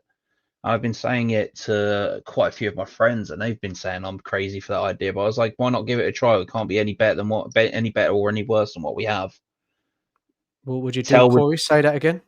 I would have Spence at left back with a Dogie on left wing, having him be the left winger. Training, he's young. He could do it. It doesn't quite work. I have a good left wing, but then if we don't have any decent left winger, I mean, I would still put a Dogie over anything at left wing at what we've got, and then I would have Spence playing at left back. So I just think it's a better choice and a better fit for us than having Tel and Oda shirt. Sorry, it's just my honest opinion on the left wing. That's the way we could solve it for a while. Can you imagine the confidence of these players, Corey? Tells, Wilsons, Johnsons. If Frank starts playing a fullback as a left winger, they just end their careers at Spurs. Well, I don't rate Johnson anyway, so I get what you're saying there. It's just my honest opinion. If you're going to have a defender that can defend and then Porro bombs forward, then you could have Spence there, and he could be in the free with Van der Ven and Kuti, or when Danso plays, or when Dragusin plays when he's back from injury. You could have that free at the back with Polini sitting in front. That way you could have a Dogie going forward, because he's very good at going forward, a Dogie, but he's not that great at coming back and really defending like Spence can. So I would say to a Dogie, right, we're now going to train you as a left winger. I want you to play where these guys are failing and show us what you can do. And then if it doesn't work out, then you can just chop and change between the three players, and then say hopefully something comes up in January, like an opportunist signing for the left wing. We go, right, boom, we'll have this guy in January. Then we can get rid of the crap and the awfulness that we've signed over the last few years at left wing. That's what I'm hoping, but that's just an honest opinion on how I would solve this left wing situation. Fair enough. It's your opinion, man. Maz, what do you reckon? I think that Udogie has to stay fit first for an extended period of time before you start moving him around the pitch, to be honest with you. And he needs to, if you are going to start moving him around, I think he needs to solidify his position first in the team and then give him that responsibility to do that. In terms of prioritizing offensive versus defensive attributes, look, the thing is, what you don't want to do is do an Ange situation where you're relying on your fullbacks to be your attacking threat, and then leaving the back exposed because you're trying to make them do something that ideally you want your forwards to do. So I'm not necessarily in favour of trying to make the defenders do more than what they already are. That's what you got forwards for, unless he changes the system. And I can't really see him doing that. Even if he does the far, if he plays five at the back, then that gives obviously those defenders an opportunity to do that. But I'm not sure how often he's going to deploy that, if I'm honest with you. I think he's going to stick mainly to a back four, and I think he's made his mind up on that. Just to answer your question from earlier, Dan, what does he do about that left side? Again, he needs to pick a player, stick with him and work on him, and hope that the players around him play really well to uplift them and give them confidence. Yeah, and see what happens. Yeah, I agree, man. Got to stick to one player. There's a but though. I don't think it can be Johnson, because he's another one who can't beat his man, doesn't do anything in the game apart from get at that back post and tap in a goal. So he's good at that. Give him that. But he's not our winger long term, is he? No. It's interesting in the chat. People like Udogie to be a left winger. Some think keeping left back. For me, I prefer a left back who has got a left foot. I need to see more from Udogie. He's got a lot to prove to me. Yeah, I'm not sure about him. I'm hoping that he'll come good under Frank, but he's got a lot of work to do. I think finding that consistency. He's got to deliver in games, and I hope he gets a consistent run in the side. But it's the problem, isn't it? Because Frank likes Spence. What's he going to do? I think Porro's going to need a break. Can't play every match. So, maybe put Spence on the right and see what he can do. Give Udogie a run of games. The fixtures coming up, the next two games are, they're very, very winnable. Yeah, so... we can't beat Doncaster then when there's something wrong with our team. Yeah, I just like Udogie had that natural width, who could get down that byline, and I want to see more of him now. Kind of jury's out on him for me, to be honest. And like Binny Guy said, he does some good things well, but, I'd never see him putting a top cross from the left, like Porro. Porro is good at crossing, getting those balls in. Udogie, for me, I don't know. He likes to run into the box, doesn't he? He's got a lot of energy, a lot of pace, a lot of power. But I think there's a lot of work to do with him. So, guys, let's just wrap up this game. So, just go around the panel. Was it 2 points dropped or 1 good point gained? Nige, go for it, mate. As I said earlier, for me, 2-0 down, point gained. Point gained. Fair enough. Yep, Corey? same. Yeah. Point gained. Not 2 drops? Yeah, it's not 2 drops. Point gained because previous we would have just capitulated and folded quicker than we can fold our underwear. So, yeah, it's a point gained. Okay, Maz, Yep. yours the same, yeah? Point Same. gained. I think it was 2 dropped. Yeah, when you dominate a game like that away from home, you've got to be taking the 3 points. I hope that, when we see us play away from home against a decent opposition, I hope that we turn those draws into wins. So let's see. So guys, I know we've kind of touched on it throughout the conversation. We're sitting third in the league, 10 points out of 5 games. Is this what you guys expected, this sort of start of the season? Are you fairly happy how it's gone game to game? Where are you all at? Because I haven't spoken to Maz or Corey since the start of the season. So I just want a little bit more of your thoughts on our start to the season, guys. For me, it's been very positive because we've barely conceded. We look more solid as a defensive unit as well as in midfield. It's just literally the left-hand side. We keep touching on it. It's literally the left-hand side that is our problem in our team right now. Everywhere looks great apart from that left side, and that is where I'm kind of just really focused on at the moment. When people are calling Vicario bad, I don't really think they understand what a goalkeeper's main job to do is to keep the ball out the net. For me, it's really good because, like last season, how many games did it take for us to get a win at the start of the season? How many goals did we concede in the first 5 to 10 games of last season? Compare that to now. We've gone 5 games in the league, lost 1, 1-3 and 1-1. That's a really good start. Conceded 3 goals in 5 games. I think it's positive. It's a really good start for us.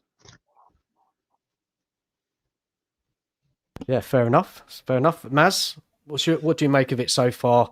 Are you fairly happy with how it's all started this season? I know it's early, and I know before we went on stream, you were kind of like, let's wait until the games keep coming thick and fast, up until Christmas. Yeah, the crunch point is that Christmas period when the games come thick and fast. That's what effectively started the demise of Ange when that period came.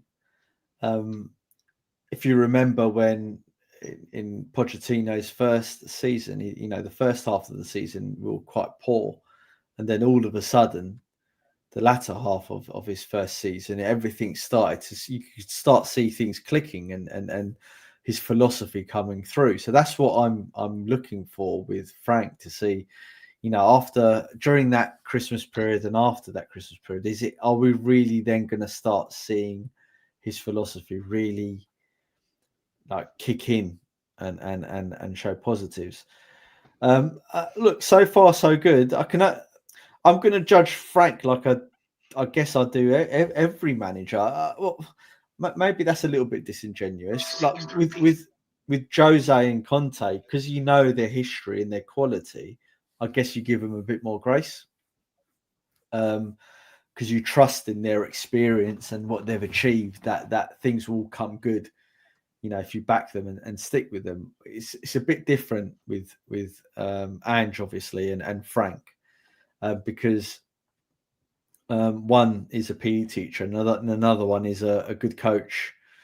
That this is his first major job, right? But so far so good. I'm pleased with him. Like I said, I love his communication. I think he's good tactically from a defensive standpoint. He's made us solid, or so far we look solid. I do have concerns with the attacking portion of the game, whether he can unlock, the players that we have at our disposal. But I can't judge ill of him because we're sitting third, right? And we're joint points with Arsenal. I think are we joint points with Arsenal at the moment? Same record, yeah. So what we've got to be miserable about. Fair enough. That's a good assessment, Maz and Corey. Nige, what's your assessment of it all so far? Yeah, very similar. To be fair, if take the Bournemouth game out of it, I think it's been a fantastic start to the season. I think, I expected us to start slowly. Frank has apparently every club he's been at, he started slow. The fact that we've got 10 points already is good. The Bournemouth performance does worry me. It was a concerning defeat because it wasn't just a defeat. We got absolutely battered that game.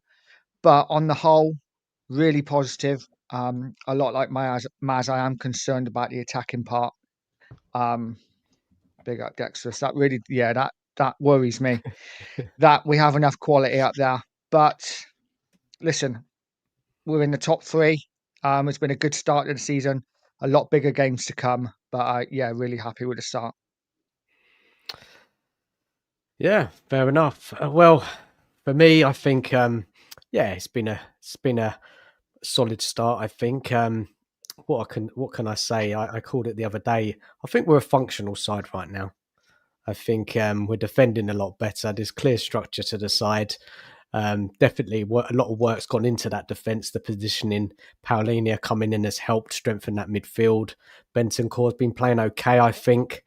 I mean, obviously the big question is we want Xavi in that number 10. Frank said that he's not going to rush him in there, so we hope that he does starting him in that number 10, because we all saw when he came on that little bit of extra quality he had, where he could skip past players, spread the play. He was brave to have shots. We need him in the side. I'm afraid, guys, he's got to be playing most games. Obviously, can't play every week, but we need to see him in the side. I would like to see Mawani given a run up front. And then, as I said a bit earlier, I want to see Frank stick with a left-sided player. If that is Wilson, just give him a run of games, try and build his confidence up. I think Wilson, he's tidy, but he's not brave enough. He's got to try and take on his fullback. He's got to try, because he just plays things too safe, in my opinion. I think Kudos has done well, but I do think Kudos needs to work on his final ball. I think he does a lot right. Hopefully that will come. And we start creating more clear-cut chances, and we start, getting more goals, and I can feel a bit more confident. I am really worried about us in the creativity. I'm not too sure how Frank is going to solve it yet. Got to give it time, of course, and hopefully, as those suggestions of those players coming in will improve us naturally. But look, where we are. What is it? 3 wins, 1 defeat, 1 draw. We've got a fairly decent run coming up in this first part of the season. So there's a lot of winnable fixtures.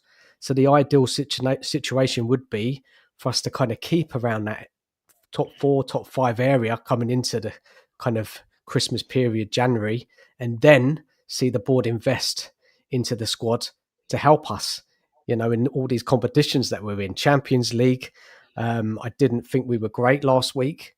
But again, it's Frank's first game in the Champions League. Some of these players, haven't played in the Champions League. You hope that will grow into that competition. Yeah. Again, the games that we have in the Champions League, I feel that we can win. We can win a lot of those games and try and qualify in that top 8. But that performance against Villarreal showed me last week that there's a bit of work to do there. Yeah, I'm not 100% convinced. But Doncaster on Wednesday, winnable game. Got to be winning that. And Wolves at the weekend. So, look, it's a lot of positive stuff for Spurs. I just want to come in with a point, Dan. Go for it. You know what can really hamper Frank this season is if he doesn't get Xavi, Mawani, and Kudos clicking, we're in big trouble. Big trouble. So, your optimism about maybe finishing 5th or 4th or finishing. No, I don't think we'll finish there yet. I'm just saying keeping up there, and then obviously that would be great if we could be in around that European positions going into the second part of the season. That's what we all want as fans, right? We want to be pushing for Europe. We want to be, going up. Yeah, not like last season where we were like 17th. No, indeed. I'm just saying that if those players that we brought in don't click under Frank's system, I think we'll be in big trouble. Because where Andrew's system was a bit different is he just pumped everyone forward, right? And then and because of his rainbow technique of passing it around the box a billion times and then smashing it into someone's knees for them to tap in, right? We've got quite a few goals using that method, and that hides the need for that quality that we need to, because of that tactic, I guess, a little bit. Under Frank's system, if our forward players aren't playing well, i.e. Kudos, Xavi, Mawani, the ones that we currently have, we're in big trouble. I don't think we'll lose loads of games. I don't think it's going to be like an Ange situation where we're just getting pumped every week. That's not what I'm saying. I just can't see us picking up the wins that we need to finish in that top 6, top 5. Where do you think we are, Maz, in kind of comparing our teams with other teams in around us? I'm not going to pretend. Idea? Yeah, I'm not going to pretend that I know. I'm just being honest. I don't know where we are. I hope that we can finish, 8th, 7th, 6th, something around there or better. I really hope that we can do that. But if I'm truthful, I've got no idea where we are. And this is I don't know what type of team we are. No. At the moment, guys, I really don't know what we are right now. And it's early. Yeah, hopefully we'll find out. But I don't know what type of team we are. Because that 2-0 loss that we had, you just don't know whether that's going to rear its ugly head every now and again and just stop us from progressing. What 2-0 loss? What? Against Bournemouth. Yeah, that is what worries me. That's still in the locker, right? I don't think that's going to go away. We're going to have these runs where we're doing well, and then we're just going to drop one of those in. Yeah, you can't win every game. We're going to drop points. We're going to lose games. No, but in the manner in which we lose the points, that's what I'm worried about. Yeah, it was a very poor day, wasn't it? Tactically by Frank, he didn't change anything other than the substitutions. Areola outcoached him that day. Got to be honest here. It was poor, but as you said, Maz, earlier, that Frank didn't take this is what I like about Frank, right? He takes responsibility. And when we were losing games last season, Ange would always say, "Oh, we played well." He never addressed it. He never admitted that he got his tactics wrong, and this is what I like about Frank. He's not scared to say, "Look, yeah, that was on me." I don't know. It's so early in it, though, guys. We just don't know, do we? It is early, and everything I've seen so far tells me that we're going to have an okay season. We're probably not going to be challenging for a Champions League place, but I actually don't think we're too far off it. I look at the other sides, and I look at the top 4 of the top 4. I look at Newcastle probably in around 5th, might challenge for 4th. The rest, I think, they're all much of a muchness. Villa, I thought would be brilliant this season.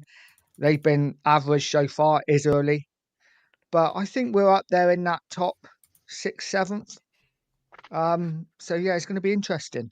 Well, let's just have a little look, right? What we've seen so far. I know it's only 5 games in, and what we've seen so far. I don't know if you guys watch other games or catch up match of the day, listen to whatever kind of social media you listen to.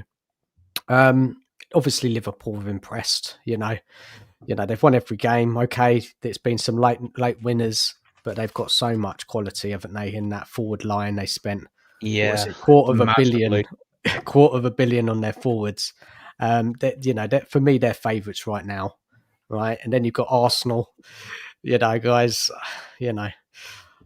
guys come in with what you think, what you've seen. Just teams have impressed you, haven't impressed you. You've kind of been surprised. Again, it's early, I know, but for what we've seen and why I'm asking this question is, where are we fitting in amongst all of this lot? I feel like we're anywhere between 4th and 7th for us right now. Again, I look at other teams. I look at what United spent on their forward line. People going on about Buemo and everything being like the next big thing for them, and all the money they've spent, and they've not really done it. The only team to have go out and spent the money like they have is Liverpool, and they've really impressed me so far. Arsenal, Gyökeres really hasn't done much since the hat-trick. I just want to believe that we can finish as high as we can this season. Anywhere between 4th and 7th, I'll be happy. As long as we get some sort of European competition next season to carry on from last year to this year, and then carry on again to bring in another top quality player or two to really get this team going. And then if we can clear out some of the always injured or not good enough players over the next season and a half, I will be very happy. I don't understand that. I mean, there's a different there's a difference between where we're at now and where we should be at. And for me, we should be finishing in the top 4. One, because of the amount of money we spent, and two, Ange finished 5th in his first season. So while he wasn't in the Champions League, though, was he? No, but regardless of that, I mean, whether or not he's in the Champions League for me is immaterial. You can't compare like for like, though, Mass, can you? Because Frank has got more games this season. What are you coming at? What angle are you coming at us? Well, but it's fine. But then, then the discussion moves on to did Ange throw all of the cup games just to concentrate on the league in his first season? Was that his tactic all along? He'll probably say it was. Yeah, mate, I planned all of it. Right? But, it's regardless of the fact that he still finished 5th.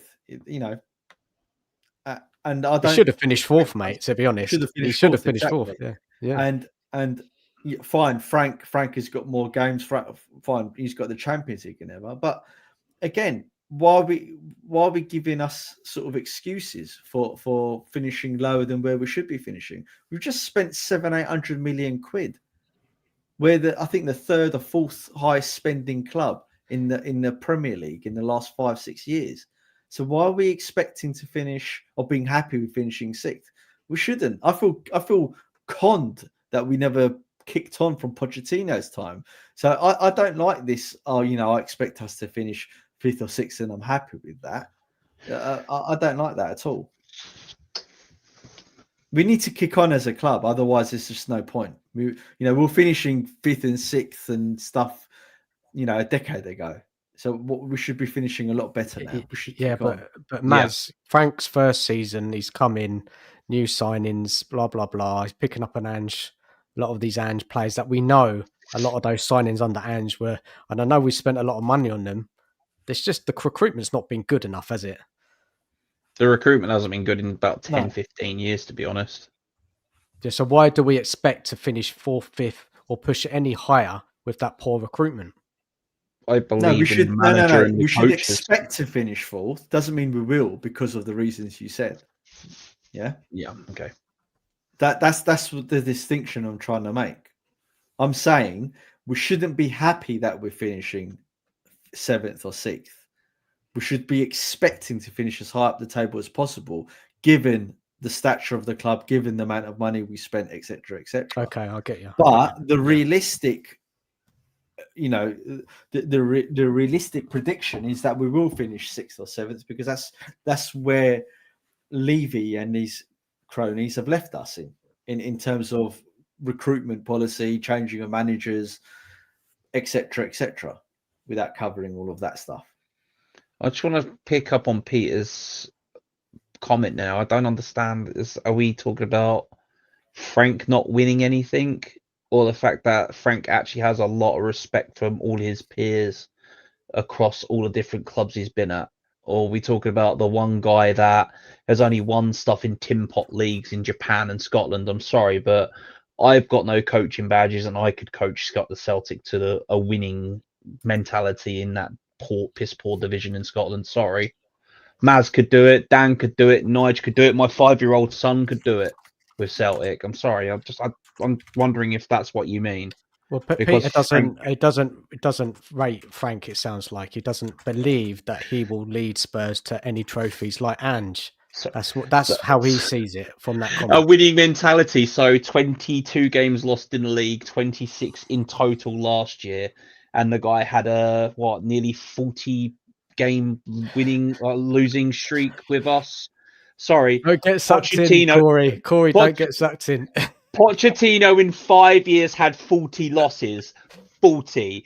And Postecoglou and Fraudaclou had nearly 40 losses in 2 seasons at Tottenham. I'm sorry. He won us 1 trophy, and everyone's saying about a winning mentality. A winning mentality doesn't lose you 26 games in a season. I'm sorry, no. We got very lucky to get to the final and very lucky to win it. I'm sorry, the guy had no clue and was lucky to be even a Tottenham manager. I know you say Now, don't get sucked I- into it, but a winning mentality is the guy had no winning mentality. He couldn't coach a defense and was playing some of the most atrocious football I've ever seen at Spurs in my nearly 40 years of supporting this club. But then he I'm gave you your best day sorry. of your life. The only thing I'll take away from us winning that cup is my granddad was seriously ill with cancer this year. Got over it, and that phone call me and him had, well, because I wanted to go over to his to watch it, but he wasn't feeling too well, so he's just getting over cancer, getting back to himself. We did it, kid. I know, Grandad. I wish I could have come over to watch it with you, but I wanted you to rest and blah blah blah. But we've done it, kid. We've won. Blah blah blah. I was really happy. I'm grateful that we've won the trophy, but that was the most piss poor in 40 years I've seen and been a fan of this great club. I'm sorry. I'm so glad that chapter's gone. All you Ange fans, if you want, he's now at Nottingham Forest. Go support him there. I know Forest fans will take you in. to be fair to Peter, I'm he's been a sorry. Spurs fan for a long time. So big up, Peter. Look, it's his opinion. He doesn't rate Frank, and until we win something, then yeah, that's it, isn't it? Everyone's got their own opinions on whoever. It's up to them, isn't it? Yeah. Getting back to the subject of who's impressed me in the Premier League, for me, Liverpool haven't impressed me that much actually at the moment. They're getting results, and fair play to them. They've won 5 in a row without really. They've kind of been in second, third gear, haven't they? That's the worry, isn't it? Yeah. If they Arsenal don't step into impress me that at gear. all. Real concern that Arteta is playing so defensively against the big sides when he's got the squad there now to be really playing the big guns and going head to head. Just doesn't want to do it. So Arsenal for me don't impress me. Bournemouth have been. I think I've been most impressed with Bournemouth so far. Everyone said at the start of the season, Bournemouth shoo-in for going down. They've lost their goalkeeper. They've lost their entire defence. Yeah, for me, I think they've been one of the better sides. Well, that's one team that's never going to have problems with the so-called mighty money transfer embargo, potentially things that hang over all these other clubs. I mean, yeah, what's it? Fair play and money, and yeah, they'll never have a problem with it. Just like we don't have a problem with it. There's clubs that I look at still. Man City with their 115 charges, all they had to do is basically pay a £10 fine, and it's all been forgotten. Chelsea, they seem to break the rules every season and get away with it. So yeah, we need to start Let's acting talk about ruthlessly. about performances. I know we can get into the ins and outs of what you said, Corey. But if we actually look at the sides, Liverpool are well ahead of us, Arsenal ahead of us, Man City. I know they're faltering, but they will probably get some kind of form soon. I think they're ahead of us. Chelsea probably are as well, even though they're kind of faltering a little bit. Newcastle, I think, are ahead of us. So realistically, the best I think we can finish is 5th, and that's if everything goes to plan this season. We don't get too many injuries, and we have a fantastic season. I at a push, and I don't think we will. But fans, fans are hopeful. They've seen this start to Spurs season, and they think that we can get the Champions League. They can get top 5. I don't know. I can't say that yet. I haven't seen enough of Frank's football. I don't know. I really don't. As we're going to go into that really busy period, and we'll see how Frank manages the squad. I think with his rotation, he's been doing okay with it. He is changing players game to game, which we didn't see under Ange so much last season. What do you reckon, guys? 5th at a push, and that's if everything really goes together. I mean, I don't know. I would be happy between, like I said, between 4th and 7th. Any kind of European football that that Frank brings in this year will be a massive boost to us as fans, us as a club, and really cementing ourselves again as one of the top 6 teams in the Premier League. And then that obviously has a knock-on in transfer policy with top quality players wanting to join you at your club. Yeah, it's hard to call right now, but I don't know, Maz. If you had to call it, would you say? I think if Frank gets us 5th, I think he would have had a really good first season. I think if he qualifies as Champions League, I think he would have done very well because I think we're lacking a top striker, we're lacking a winger. I think there's issues in that midfield. We need someone better centrally, somebody who can dictate the play, someone who's good on the ball. I do think we lack that top quality in the middle of the park. I know Xavi, hopefully will come good, but we just don't know yet. Maz, what do you think? I just think it's too early to call it, to be honest, Dan. I think he'll make us consistent. I don't think we're going to lose anywhere near as many games as what we have done with Ange. I think that we are going to pick up points against teams, certainly under Ange, that we would never have picked up points against. But what will stop us doing as well as what people are hoping for, the fifth or fourth positions or Champions League positions, is just the quality. We just lack quality. Now, that's not to say that in games, i.e. Man City, that we don't have quality to beat those teams, if they're all putting a shift in, but you're relying on them putting world-beating performances to do that. And I just can't see that happening. Not that they can't, I just can't see it happening now, because I haven't seen enough of Frank and the team and how they're being coached and the tactics. Yeah, so I just feel a bit uncomfortable sort of trying to predict now what's going to happen, which I will know a lot more come Christmas period and how we react as to whether or not we're going to finish high up the table or not, because there's some good teams, Maz. Palace, fantastic. They're on an unbeaten run, 17 games. I mean, fantastic. They lost it doesn't seem to stop them as a kind of team, great kind of principles there from Glasner. Glasner's a top brilliant manager. Yeah, and he's a top manager, and I don't know what we do at Spurs, but they always seem to find like a replacement, don't they? these teams always find a replacement, or someone comes through that and they don't seem to lose these players. And as a guy from Brighton, I hate to talk about Palace, but yeah, I'll give them props there.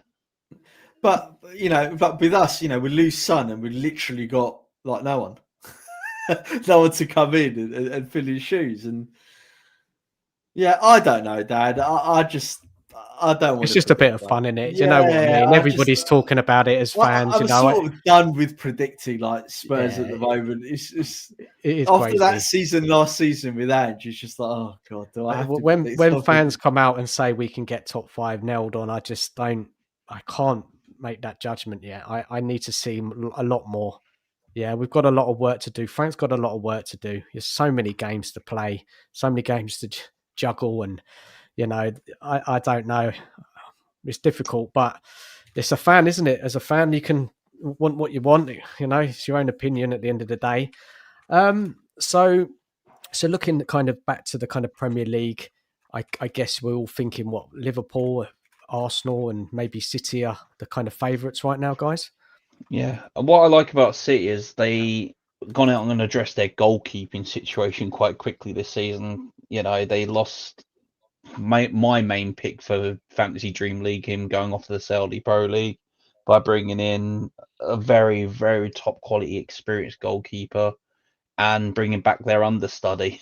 So, they've gone out and addressed it. They've gone out and addressed some of their situations up front, City, so they look stronger. Arsenal, complete revamp.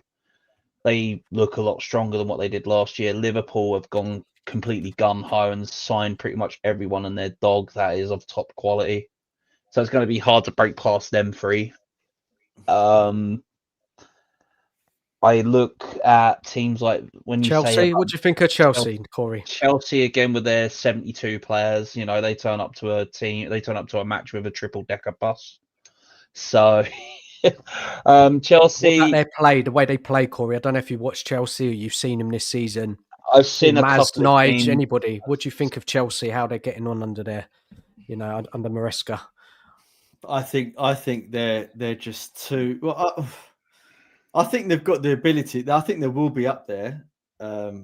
I think they do have confidence from their 2 cups that they've won, even though one of them was like a friendly competition. But or the Club World Cup. yeah, We're not going to hear that. We're not going to hear the end of that for the next 4 I do years. think that they're a solid team, if I'm honest. I do think Chelsea are a pretty solid team, but they do have this propensity to play really bad. I mean, the fact that they lost against Man United, I think for them is just like, what the hell? How can And we lose they Man have United? this knack for signing players from Brighton, so it's literally Brighton 2.0 with a few extra players, isn't it? So, I still think Chelsea are just a couple of players short. I still think they're a top keeper short and a 20-goal season striker. I know they bought strikers, but I just don't think either of They've them spent so good much enough money, to. Nige, haven't they? They've Yeah, spent so so much, and their team is not there yet to be challenging for kind of titles. And they I don't understand where all that money has gone. Their defense. no, You look at their back line. They haven't got anyone amazing as centre backs. I wouldn't I'd be able to say pick their back Cucurella four. is great. Cucurella is a Well, he's a nail. good player. Yeah. Cucurella is the only name He's I'd pick. annoying. He's annoying, but he's a good player. Sideshow Bob. I couldn't pick the Chelsea back four because they've got so many players.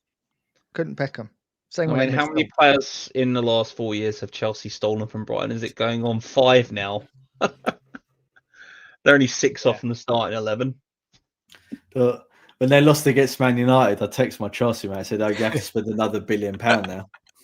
Spend another £1 billion to try and fix that situation." We've got them not far away, Chelsea. 1st of November, Saturday. Yeah, so that's going to be, and that's at I think it's at home, right? I think against Chelsea. Yeah, that's going to be and Frank's got a good record against Chelsea, isn't he?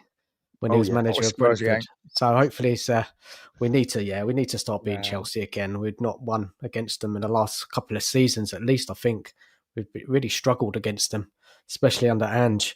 So yeah, Chelsea, I don't really know with them. Bit up and down with them. They can play really well sometimes. Sometimes they can be poor. Maresca sticks to his system, doesn't really change it. It's like the game against Manchester United when they had nothing to lose, really. Yeah, they just had to go for it, especially when Casemiro got sent off and it was 10 versus 10. They continued to play the same way. They didn't go for it, did they? He took all his attacking players off, though, didn't he? When they went down to 10 and didn't really have a lot of options off the bench. So. Fair enough. Maybe that's a bit unfair from me, but you just go for it, don't you? You just go direct. The rain was pissing down in that game. Maybe he could have done a bit more, but I don't know. I think Newcastle are a very good side. I think obviously they lost Isaac. They've signed a couple of forwards. Is it who is it? Wizza, right? Wizza and that Wolf guy. Wolfman, yeah. What's his name? Wolf. Yeah. I don't remember. I know he's about 18 foot tall, isn't he? 18 foot tall, yeah. So I think they're a good side. They'll be up there. And you look at teams like Nottingham Forest have kind of dropped off from last season. We've seen what's going on there. And Villa as well. Really, really poor start to the season. They haven't got a win, scored 1 goal. Didn't have the best transfer windows. And this is what I mean. I think Tottenham they locked in under FFP, though, Villa. Yeah, they did. I kind of feel sorry for Villa in that. They went out and... I don't feel sorry for them. So much... I feel because they can't quite get away with what City got away with under the FFP rules, but it seems to be smaller clubs that aren't Man City, Liverpool, Man United and Chelsea seem to get hit harder than anyone else. I mean, we've seen smaller clubs in the Premier League in the last few seasons hit with FFP rules quicker than anyone else, but yeah, Man City can get away with 115 charges. Chelsea are in FFP crisis as well, but seem to always manage to sign about 1 billion players and get away with it, and no punishments come of it. And then you look at teams like Nottingham Forest, like, okay, I hate Nottingham Forest now this season after everything that went on, but they got hit with a points deduction. I mean, there's teams getting hit with points deductions and fines, yet City, Chelsea get away with it, and it just bothers me, that kind of stuff. It really does, how they can bend the rules and get away with it. Yeah, it's hard to understand. So I look at this league and I think this is a really good chance for Spurs to kind of pick up a lot of points in this first part of the season. Get away from the likes of Villa. Try and get up. Stay up that kind of top end of the table. I don't know, guys. It's we'll have to see. It's intriguing, right? Yeah, there's one team in that bottom three I would want to see in the bottom three all year round, and that's West Ham. I would love to see them get relegated so I could just wind up my mate who is a massive West Ham fan and was winding me up for ages that they won a European Cup before we did. But then I had to remind him that we've won two before they ever were even thought of. Even the teams that have come up, Leeds have started okay, Sunderland have started okay, but again, it is so early in the season. We could be looking at 10 games and that league could look totally different. So a good start. 10 But, games yeah, is normally let's quite a see what good measure. happens. It's like the first measure, isn't it? After the first Yeah. 10 games, see where we are. Mm. But a lot of games to play. Guys, let's move on to the two games coming up. I don't know if anybody heard Frank's press conference today about the Doncaster game. Anybody hear what he had to say? No. I've been quite busy most of the Listen, day, so I haven't really got around to it. He was obviously talking about the importance of it, that he's going to go quite strong. Brentford got knocked out against a couple of lower end teams when he was manager there, so I'm sure he doesn't want to make the same mistakes. We've seen what happened with Man U getting knocked out to Grimsby. I know this game is at home. This game's at home, but guys, it should be a win tomorrow, right? And it should be whoever we play. Is it me or did in the past we never used to have this? I mean, I know we lost some ridiculous games like Colchester and stuff like that in the past, but I used to remember like Harry Redknapp playing our second string team against these teams and would win no problem. Yeah, he did. Yeah, it's true.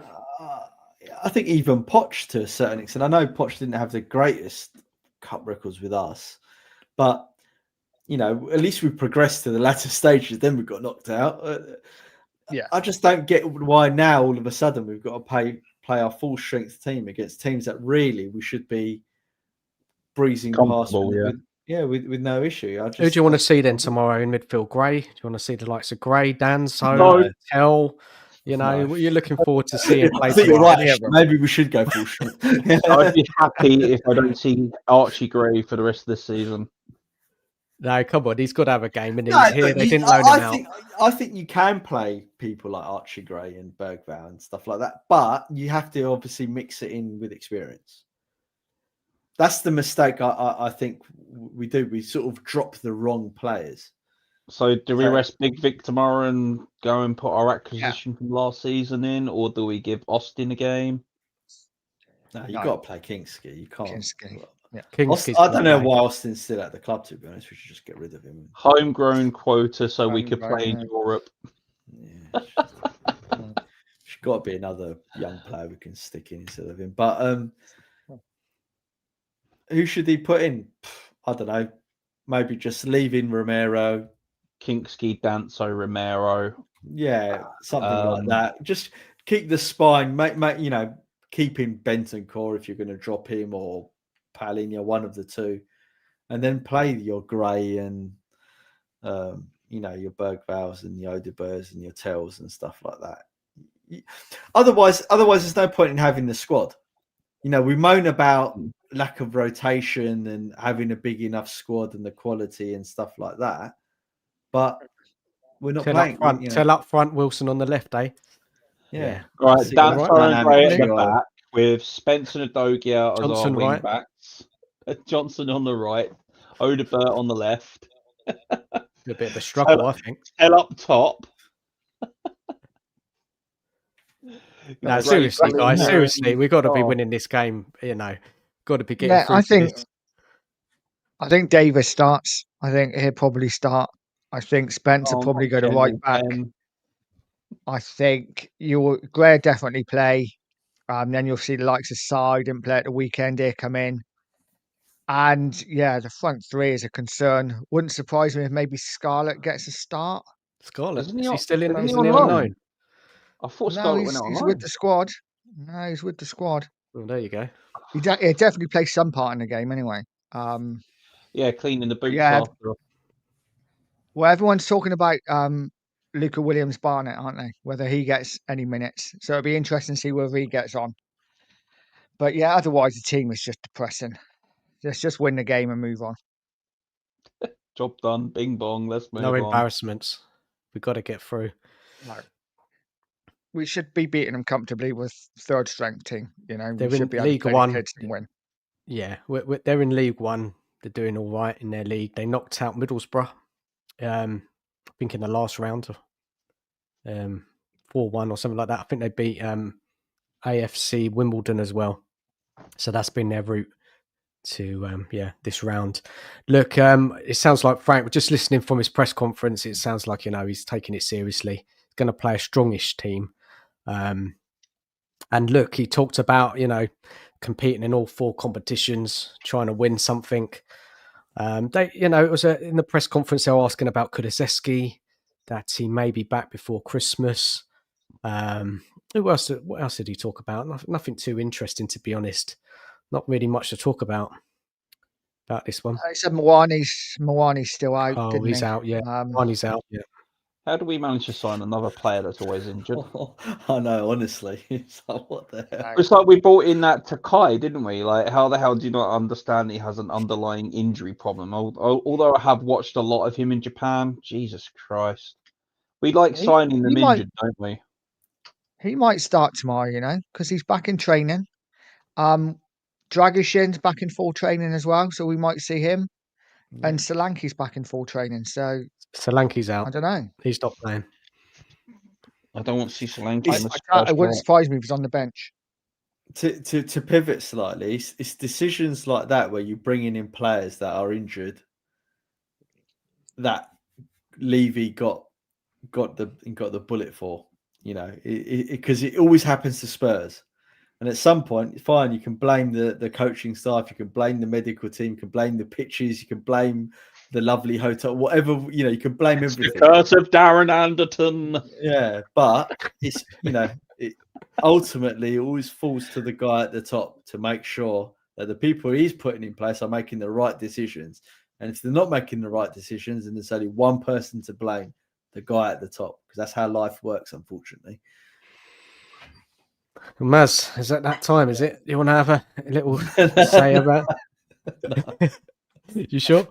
You could have. Yeah. No. Okay, he's gone. I have watched a lot of different leagues. No, I'm showing you Conte's. I'm showing you Conte's face, because all you need to do is watch that 10-minute rant that he had to tell you everything you need to know. The truth. The truth. Yeah. Guys, any more thoughts about that Doncaster game before we move on to Wolves? Really, comfortable 3-0 win. Let's not see any cock-ups. That's all I want to say. I just want us not looking like crap. Play a rotated squad so that when it comes to the Premier League, because Wolves aren't no pushovers, they're no jokes. I just want to see us at the weekend at full strength, because if we're really going to take the Premier League seriously as well as Cups, we need to rotate for weaker opposition. I know League One, people look down on it, but it's still higher rated than the Scottish First Division, and it's got to be professional performance, isn't it? Got to take it. Yeah, they can't be sloppy and just take it. They've really got to play like they normally play. Get the game won. Yeah, get some goals, entertain the home crowd going out tomorrow night to watch it. So, look, I think we'll be all right. But Wolves at the weekend, guys. I mean, Wolves are having a shocking start to the season. The manager's been given another contract. 4 defeats. It's what's going on with Wolves, guys? I expect us to beat Wolves. We'll beat Wolves, definitely, but they always seem to do it every season. They start off slow, then boom, they go on like a 10-15 game winning streak. Do they? They did it they did it kind of last season, didn't they? They won like 8-9 games, and that's what got them out of the relegation zone. Okay, their new manager come in, didn't he? I think did he come in last season? Yeah, he did. He came in towards the back of last season, and it literally sorted them out, and it got them out of the relegation zone and above us. So, but they've lost some players, haven't they? They have recruited some players, but I don't know the level of quality the guys they brought in are going to improve them.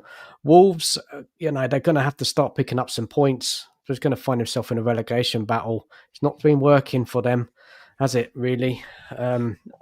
Surely this is a win as well. But yeah, I expect us to Wolves beat Everton tonight. Ellie's just confirmed that one. Yeah, they beat Everton in the Carabao Cup. Yeah. Where was that played? At Wolves. At Wolves. Okay.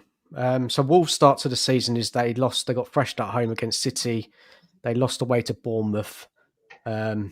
Everton beat them at their ground in the Premier League. They lost away to Newcastle 1-0. And then they got beaten at home against Leeds at the weekend 3-1. So, yeah, look, some tricky games in there for them. But, guys, come on. We should be winning this game, and it should be a good performance, a game that we dominate, create chances, score some goals. I really want to see. I mean, both the games we've got coming up are fringe players. One of them has to put in a good shift. That for me, that's key. That one of them, Tell, Odegaard, whoever comes in, they have to show us something. Otherwise, we're in for this really up and down season. I feel if we don't get a shining light coming through, that's gonna, if it's Tell, it's Tell. If he comes good and he proves everyone wrong and he becomes this, this great young player, then great. It's great for all of us, right?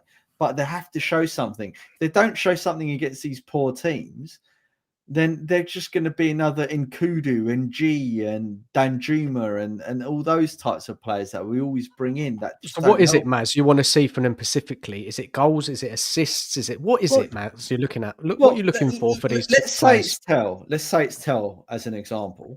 Or Tell and Odegaard, but the same thing. You want to see them beat their man. You want to see them causing trouble, taking on their man and beating them, whether or not they get a shot away or they put a cross in. That's a start. You want to see them not give the ball away and make some intelligent passes or creativity. That's what you want from your forwards. And you want to see them at least have good efforts on goal or be in the right places to have good efforts. That's what I would expect to see from the lesser quality, against the lesser quality sides. The one thing that was really good about what's his bloody name? I just had it in my head. What's the Brazilian chap that we got rid of a few seasons ago? Mora, that's it. Yeah. One thing about Mora that he was good at is every now and again, right? He would come up with something, and you'd be like, "Bloody hell, that was good." Yeah. He'll beat 2 or 3 players and score a goal. That was good. Like against Ajax, good squad player. Out. Yeah, it would at least do something that you think that was good. But yeah, O'Reilly got his Solskjaer then. He was O'Reilly got his Solskjaer. Not that great, but it was a super sub. But Tell and Odegaard specifically, I haven't seen that from them at all. I've seen nothing from them. I've got to be honest, guys. You couldn't put Tell, Odegaard, and Johnson together and then be as good as the gentleman that we're talking about. At least that gentleman got us to a final and carried us on his back when Kane was injured. What would these 3 do? One guy taps it in, the other 2 can't beat it, man. What's going on with Johnson now, guys? Honestly, he's not been in the team. He played a lot of games last season. He was our top goal scorer. It's refreshing not to see him play. Let's just put it this way. I just can't stand the guy, don't rate him, and all he can do is run in on the back post and tap it in. He can't beat a man, and he always passes it backwards. He's the quickest slow player I've seen at Tottenham in a while. Nige, what are we doing with Johnson, Matt? What's happened to him now? He doesn't seem to be... The Johnson hate is real. Listen, he's not a great player, is he? But there's something for running in on the back post and tapping it in, I wish Tell would do that. I wish Odegaard would do that. I don't know. It's the best of a bad bunch, isn't it? For me, I'm like you guys said earlier, pick a player and put him out there and just give him games. And I probably don't think that's Johnson because we've had him. I think either Tell or Odegaard. I'd probably lean towards Odegaard. A big tick for Frank for me, a real positive, is that he's seen Johnson and he's not playing him. Yes, thank you, Maz. That is a big. What a plus that is. At least he's seen. He's maybe not. Maybe He well. played we the send first him back 3 to games, Forest? guys. Ah, Guys, he true. played the Yeah, first sorry. 3 Yeah, I've got to games, get my didn't he? facts right on that. Yeah, In the league. Yeah, he played left wing, didn't he? The first 3 matches. He scored. Did he score 2 goals, I think? First 2 games of the season. He scored Yeah. against Yeah, City. I'm probably He scored- wrong on that then, isn't it? But it's still though. He's still not a shoo-in, is he? Let's put it that way. No, he's not. He doesn't offer anything Frank's else. probably looked at him and gone, "Nah, not you, mate. Sorry, get on the No, I bench." don't No, What- I think if you have Xavi in a 10 and you're playing Johnson maybe off the, 'cause he ain't going to get onto the right. If you're playing Johnson off the left and you're playing him inside a little bit, then a likes of Xavi could slip him in, and when Johnson's in, he's going to finish. But if that's what we rely on, then That's it's only if we not play much. Nige teams who kind of give us space, right? A lot of teams are Yeah, going to come yeah. up at home. They're not going to give us any space. They're going to be sitting in, defending deep. And Johnson, what's he going to be able to do in that kind of against That's them type kind of of defenses? the home form still worries me because I think Yeah. we've been all right away from home. Is at home I've been concerned with our performances. Yeah. You know, 'cause we struggle to break teams down. You think we're better away, don't you? Mm. Guys, Yeah. do you think that we are? Maz, to Corey? It's very early to say right now with the system. I think we're shouldn't. very, very well balanced, better than what we have been in the last 2 or 3 years. Let's just see where this season goes. Maybe I was a little bit overexcited for Frank earlier on, but I've had a little bit of chance to calm down and think properly. Frank is going to do us a solid job this season. I really do believe that. It's better to have a manager that knows what he's doing than a fraudster that's managed to get himself into football management. Just honest opinion. Okay. Yeah, I always think that a manager's first job is to make your home ground a fortress, and Definitely. then about their way form. So I hope that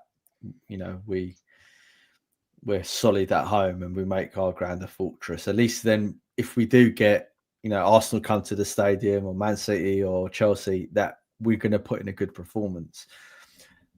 When you're relying on your away form to carry you in the season, I think that's very worrying for me, if I'm honest. Yeah, definitely.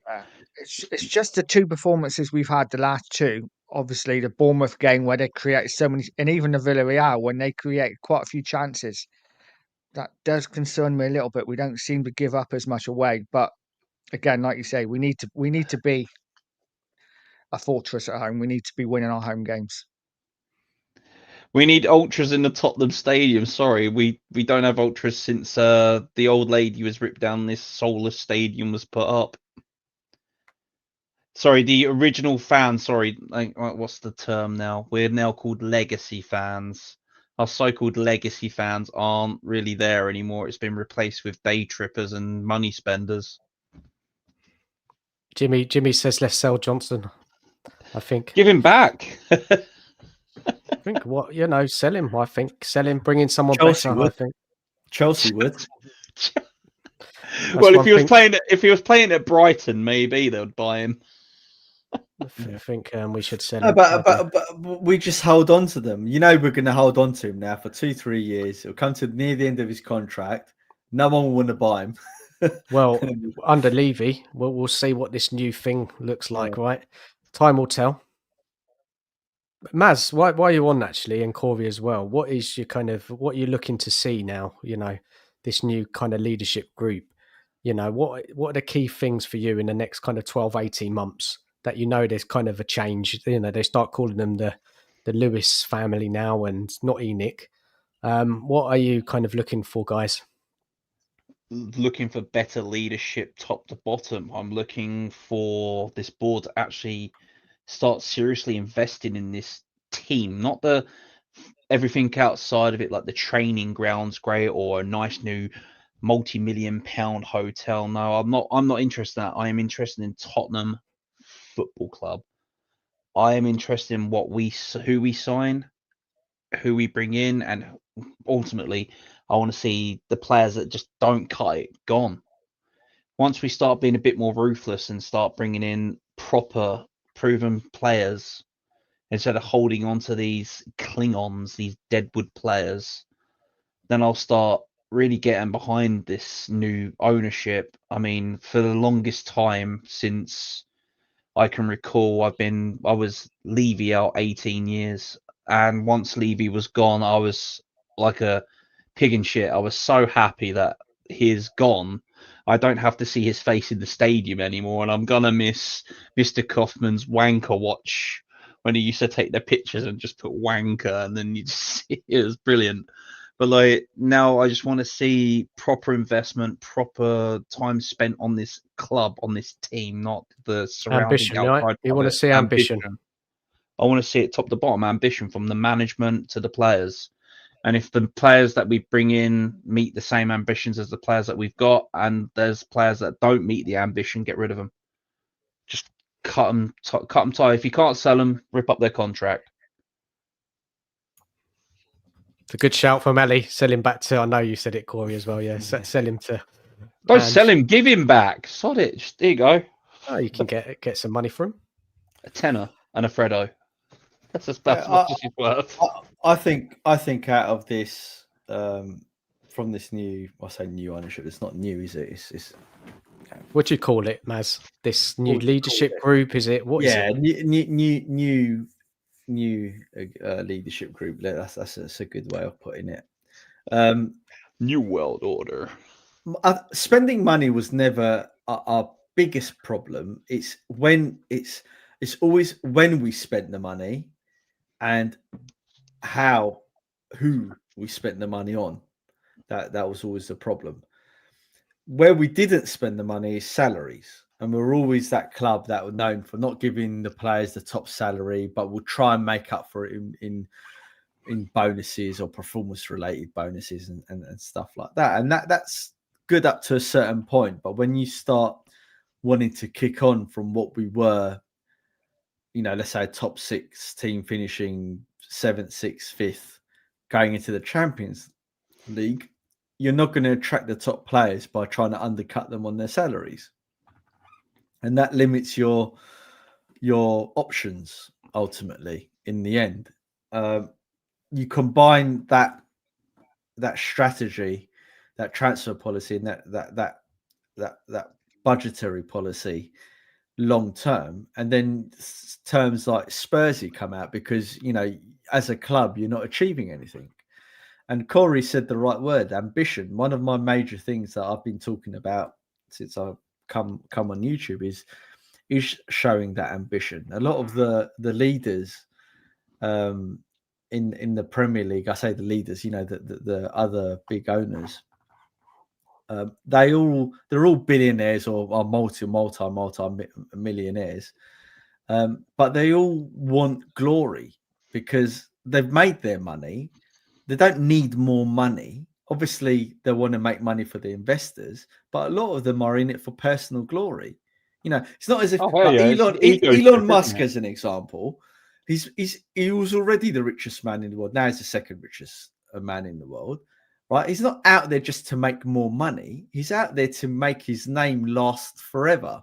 He's trying to get us to Mars. Come on. Yeah, trying to get us to Mars, or he wants his name to last forever. So, like the Saudi owners and the Fenway Group and all of that stuff, they want the glory. They want that global recognition, and that opens up other avenues and doors for them. Oh, let's put it down to being a football owner is more like having a massive ego. The bigger the ego you have, the more money you kind of put into your club, don't you? You want to be the better manager or the better owner of a club. Yeah, because to other billionaires, because one billionaire goes to another billionaire, and then they're not. I guess one of the discussions is how many billions are you worth now, and they'll be like, oh, I'm worth 10, or another one will be like, I'm worth 12. Then it comes to how well is your football club doing, because that's their toy thing. And if one billionaire is saying, oh yeah, we never win anything, and the other one's saying, oh yeah, I'm winning leagues and whatever, then it's bragging rights, right? It's like a boys' club, isn't it? But I wouldn't know that because I'm very poor.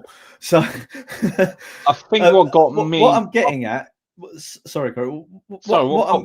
what I'm getting at is that Daniel Levy never ran the club as a football club to win and be ambition and give back to the fans. He always ran it for ENIC, for infrastructure project to get that revenue in to satisfy the current the current owners now. But that's changed now because they've met their goals, right? He got us finishing in the top 4 more regularly. He got us the Champions League, right? He got us the stadium. But the owners, they're looking at that thinking, okay, we don't want to stop progressing and we don't want the negative press and all the stuff that came after the stadium. Why are we in the papers every week? Why is everyone talking about Daniel Levy and not about our successes on the pitch? Why are you the story and not the football? And they're not, these aren't stupid people. You don't have. I've read that they've got hundreds of companies under their portfolio that they look after. Certainly, obviously, the Tavistock Group and stuff like that. You don't go from that level of ownership and the companies and that management structure to have one of your prized assets underperforming. That doesn't look good on them. So I hope that now that they've moved Levy on, I hope that they do take a little bit of pride in what they have, and they do seek success, whether or not that is their real motivation or not. A leopard doesn't change its spots to a certain, obviously it doesn't change its spots. But let's hope. It's funny though, isn't it, Maz? Now suddenly they want to do it, mate, isn't it? Now they want that. Yeah, but this is where I guess I'm a lot different to everyone else. Look, everyone knows I'm ENIC out, Levy out. I've gone to the protests, etc., etc. I'm not going to rehash all of that stuff. But what we don't know is the communication from Daniel Levy, the picture that he was painting to them, right, and what direction they were giving him, right? As I said, it's not as if we never spent the money.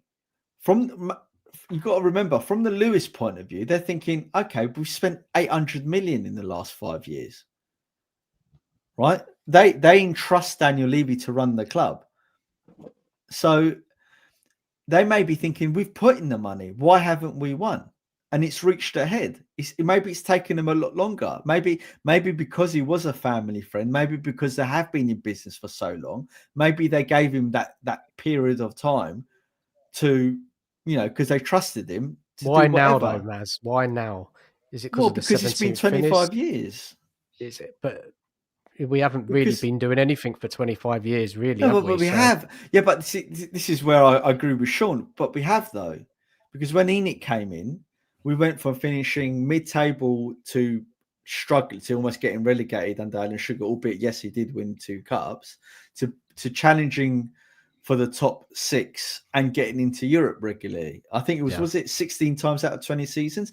Also, as well, they bought Tottenham Hotspur and off Alan Sugar because we were freehold, right? And we could build our stadium.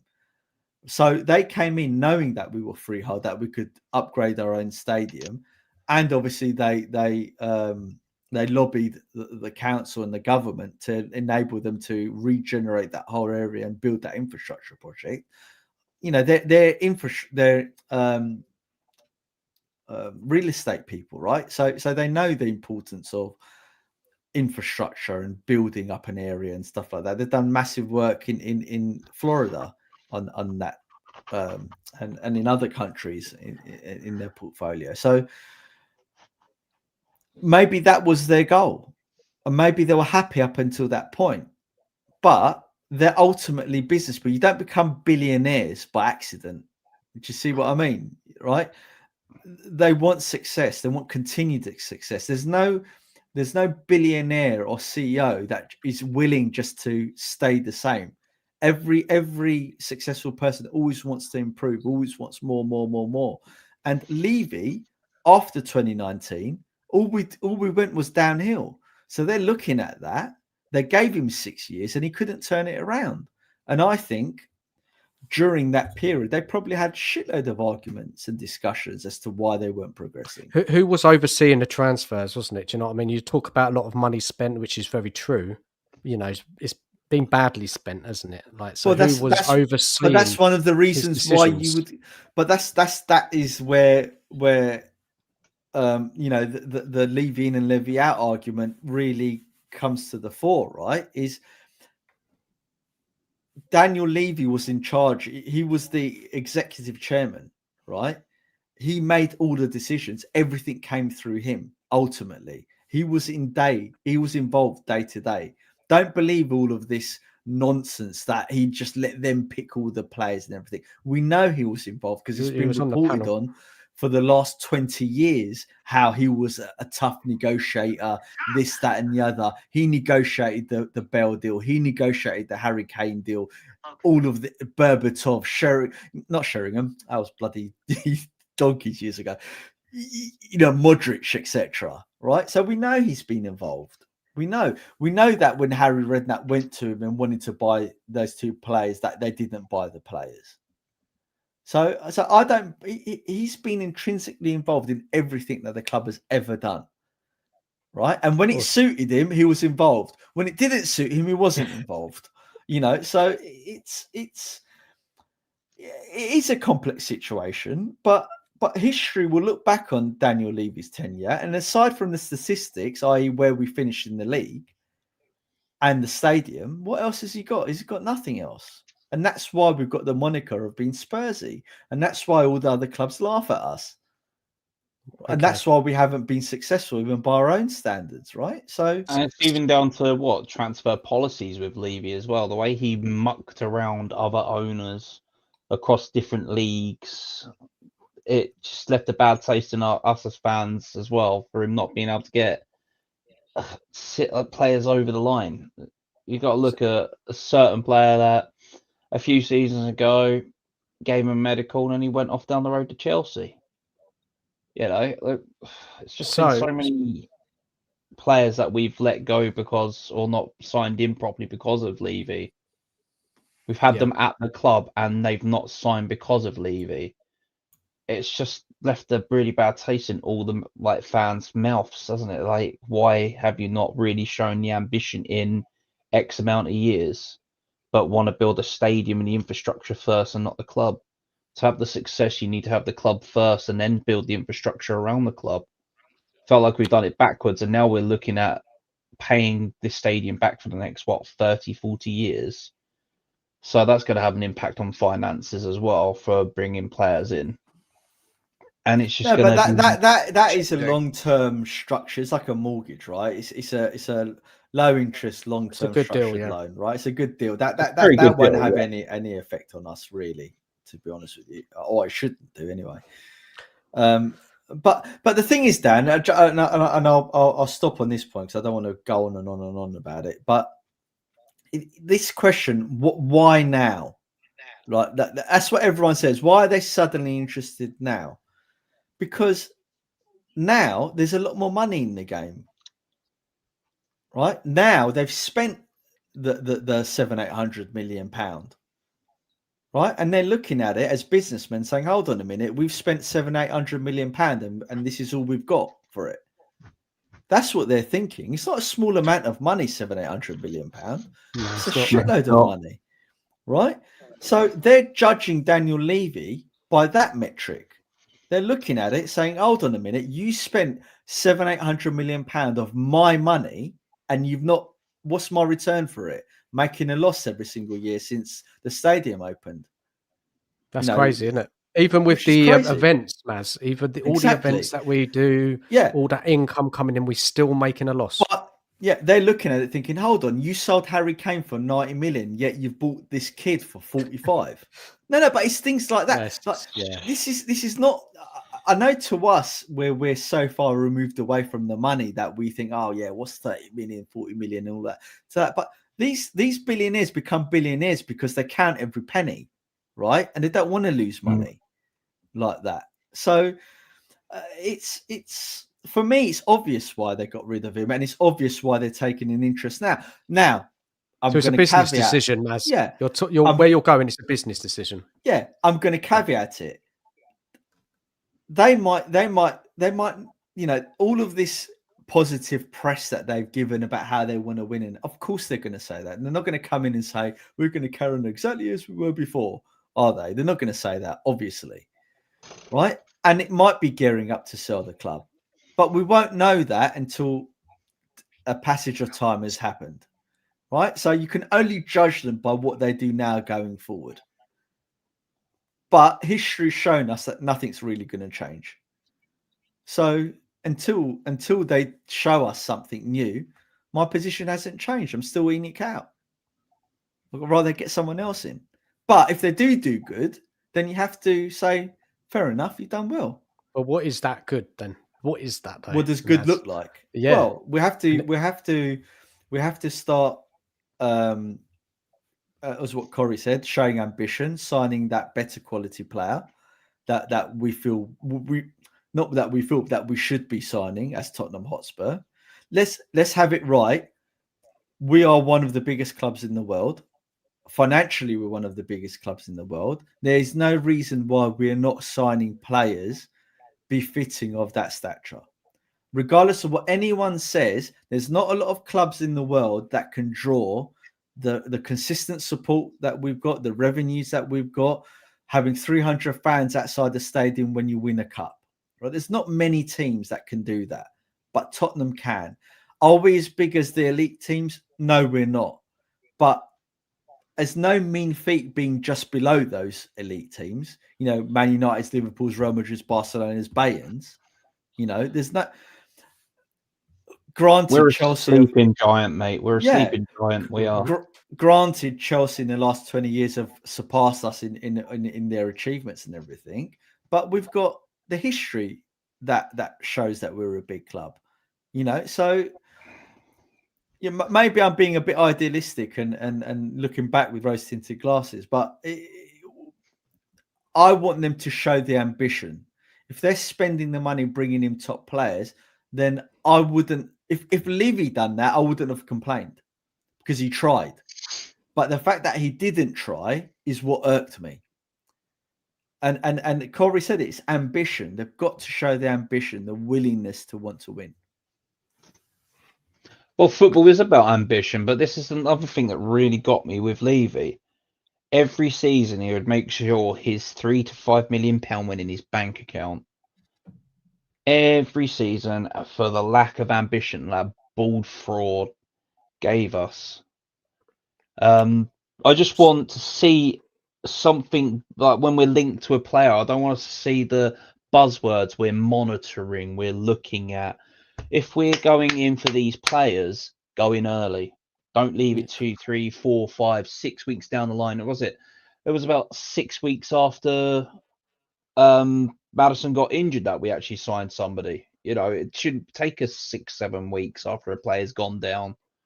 Right, this guy's just been injured. Right, who's on our list? They did try to get players, and we kept on getting turned down, didn't we? This is the thing. We did try. Oh yeah. You know, they went for a number of players, but we were getting rejected. We lost out on Eze. We lost out on God now. Eze was never coming to us because of Morgan Gibbs White. Whatever you think of him as a player, we lost out on him. Nige, who else did we lose out on? I'm sure there was a couple more. We didn't get Savinho, did we? But maybe this is, you know, now Levy's gone. Maybe clubs will deal with us easier. I don't know. Maybe we'll get lucky. Yeah, I think. Nige, sorry to interrupt you, buddy. That's all right, mate. I think we would all be a bit naive to think that this bad press and these stories don't get back to the Lewis family, the kids and stuff, right? I'll reiterate, they're not stupid people. They don't become billionaires and run these huge companies by being daft, right? Of course all the CEOs that I've had the pleasure of working for, they're over the detail. They're workaholics, right? They're successful because they work. That's their life. So to think that Lewis or his kids or his senior leadership people like Charrington aren't looking at that and saying to him, Joe, you know what? I've seen this. This is not good. Why is this happening? And they're sending little text messages to Daniel COYS, right? And saying, Daniel, how come we've lost out on this player? I thought we were getting him. You've asked us to spend 70 million. We said, yeah, but we've not got him. Why? Those conversations absolutely happen. I guarantee it. Yeah. I'll bet any amount of money.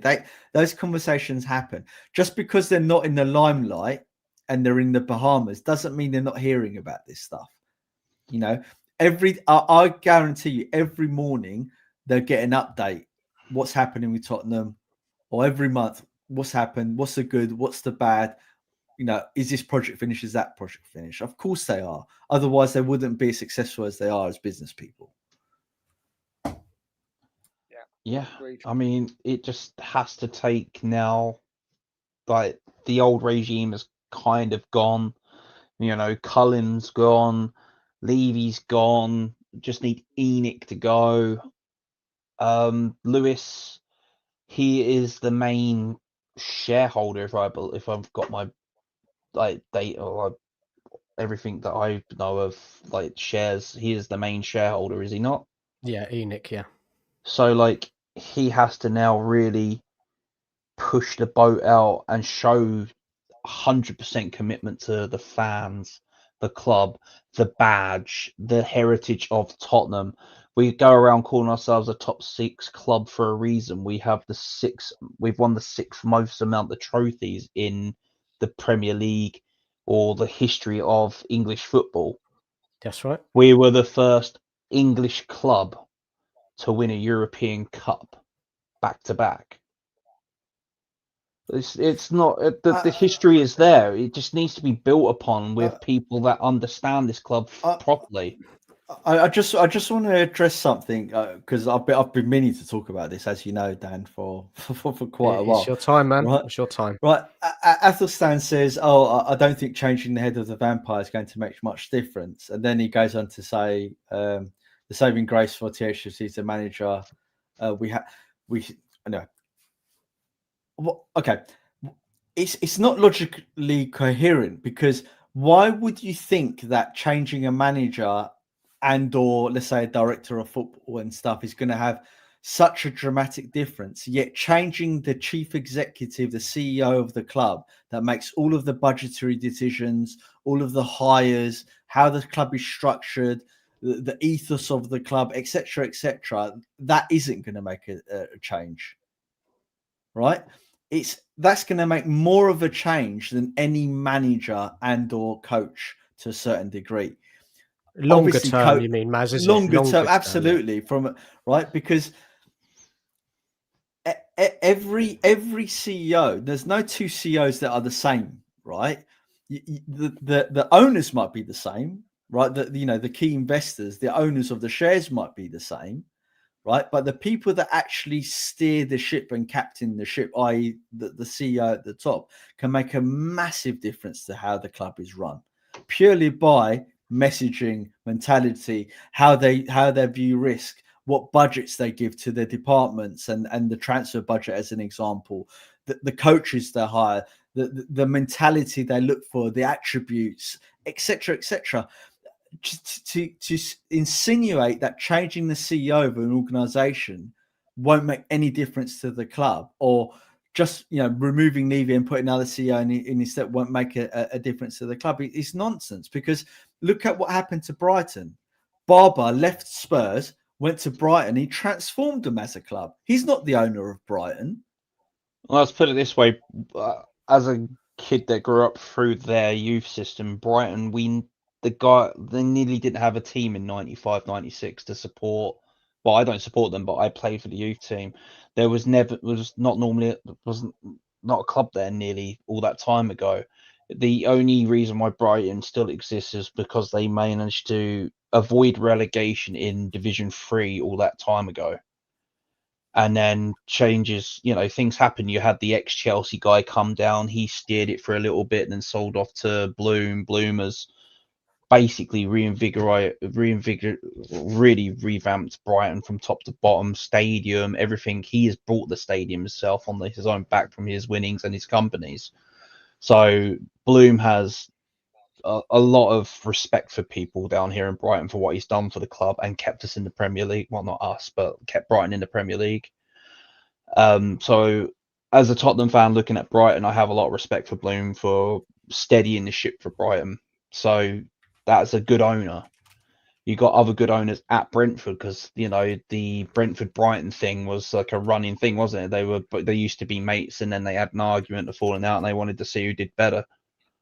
So, two very good CEOs and owners. They literally off the back of that, you can definitely change the top of the board, and then things will change in time. It's not going to be an overnight thing for us at Tottenham. We've literally just kicked Levy out.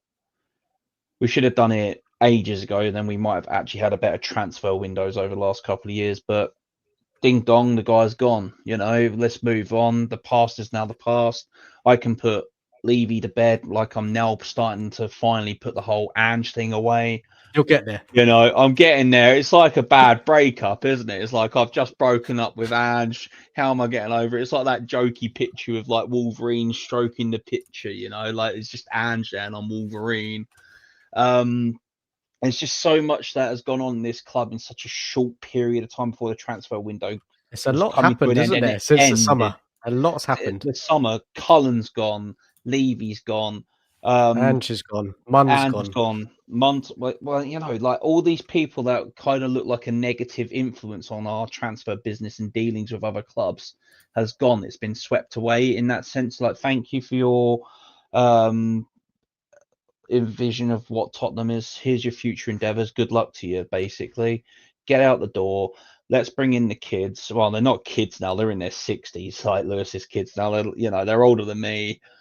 So they're not kids. They're full-grown adults. It's not like they're 20-year-olds with a billionaire daddy going, right, here's your plaything. Kids go out and do something with it. They've obviously gonna hold their dad's legacy to a very good esteem. Hopefully they really do listen to the fans and what we want as a team. We want to see our club back, because for the last nearly 3 decades, we haven't really been happy as a fan base because of the ongoings of Levy. Frustrations build up, isn't it, over the years? The older you get, the more frustrated you get. You just lose patience. You want to change, and this is a massive change. It really is. Obviously, we don't know where it's going to go. All we can do is hope that it does. And the proof will be in the recruitment. The proof will be in how we get rid of players that are just not good enough, move them on faster, not just buying young players with potential. I'm not saying never buy those type of players, but the priority has got to be improving the first team. Yeah, up in the level of the current first team, improving the squad, and we will see that in the next few transfer windows if there is a change in ambition with this change of, leadership group. Guys, 5 more minutes, then we're going to shut down. Maz, did you want to reply to Edwardson? Yeah, I think he's missed the point. I'm not saying he's not logical and considerate. I'm just saying that thought that changing the chairman won't make any difference to how the club is run, let's say, or its ambition is just not correct. When you change a CEO, things change dramatically, regardless of who actually owns the company or the club. That's why there is frequent CEO changes at big companies, right? Fresh new people, fresh new ideas. Absolutely. New direction. New boards, new direction. That's why they make these changes at the top. So we know, and Athelstan goes on to say that, why didn't anything change after 2019? Yeah, because Daniel Levy was still the chairman. That's why nothing changed. And things got worse. So he sort of answered his own question there. Etherston. I mean, we're talking about Ange. I don't know about anybody else here, but I was Ange out before the ink dried on the contract when we got him 2 years ago. I talked to so many of my mates that supported Celtic. I did so much research on him. When we were talking to Julian Nagelsmann, didn't give him the job because we didn't want to bring his coaching team in. 2 years later, we bin off this Australian dildo and bring in Frank and his whole entire coaching team for something we didn't do 2 seasons ago with Julian Nagelsmann and his coaching team. You know, it just makes me We wonder did it with what Nuno Levy as was well. thinking. We did it with Nuno. Nuno Well, wasn't allowed I to just bring want to say, guys, why is it I came for the same board to concur with Levy to offer a job to Ash? Well, because Levy constructed the board. He had these people there. He had Donna Cullen and Caldecott, and he brought in Scott Munn, right? They're the ones who chose him. So that's why the board concurred with him, because he was the one calling the shots. Up until they got rid of Levy as the executive chairman, right? He was in charge, right? They had to get rid of him and make him step down so they can take control of the club. That's how it works. And I look about the manager as well. Obviously, the manager is so crucial as well. Having the right guy leading the team forward. Yeah. Manager decision. I mean, the amount of managers Spurs have gone through in the past 25 years under Levy and Enoch, it's been a lot, right? We haven't backed managers at the right time. We've failed in the transfer market, wrong decisions, money wasted. Think about all that money we've wasted with compensation for kind of letting managers go early. How much money Too we've lost. Well, we Failed lost, what, 8 transfers million in on Dembele. Jose, didn't we? Yeah, it's crazy. But look, we're going to wrap it up in a couple of minutes. Big up to everyone in the chat. Thank you so much for watching. Please subscribe to myself and Nige. Please smash the like button. That would be great. Final points of the evening, guys. Anybody else want to say anything before we close down? Show some ambition, please, board. Now this is the time to change it, isn't it? We've now got rid of the head of the snake. The rest of the body went before him. The head of the snake remained until we got removed. I just want to see, like Maz has said, I want to now see this board show the ambition that it should have shown us from the beginning. But then 25 years ago, our head should have raised alarm bells on that red flag. We're here to make money. That should have been our first major cause of concern 25 years ago. I'm here to make money. What about the football, Corey? What about the football? Any final thoughts on the football coming up next? You know, what do you want to see? Anything? I want to see the next few games. What are you looking for? I'm looking for more of the same, really. It's been a breath of fresh air. We've got a manager that actually can speak properly to the press and to the fans, not blame, using excuses, looking at the flaw when things aren't going his way. I'm now seeing a manager that's out making and writing notes. That's what I want to see my managers doing. They're out there in the technical box. What about the attacking football, Corey? Anything you want to see an improvement in how we break teams down? Is that what you're looking for? I'm looking for that. Yeah, definitely I am. I want to see us being able to finally break these low block teams that seem to always manage to put it to the sword to us, you know. Once we start getting in better quality players, we might stop talking about the low block of Bournemouth and the low block We've always struggled, though, haven't we? Under many managers, struggled with the low block.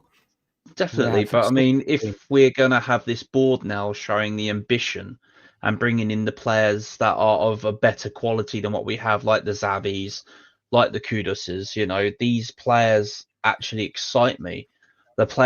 Signing players like Tell, Johnson, and Odeberg. Sorry, I'm like, what? Especially Tell, you spunk 40 some odd million with the 10 million loan just so that you can get the Harry Kane deal put to bed. I would have kept buying to the sword on that one. Sorry, here you go. He hasn't impressed. He hasn't done nothing. It's just not been a good signing. Not at all. I don't understand that signing at all. I don't want to get into it now, but don't get it. When we signed him, didn't see anything from him last season that he was worth investing that amount of money in. Very poor decision, whoever made that, for him to be made permanent.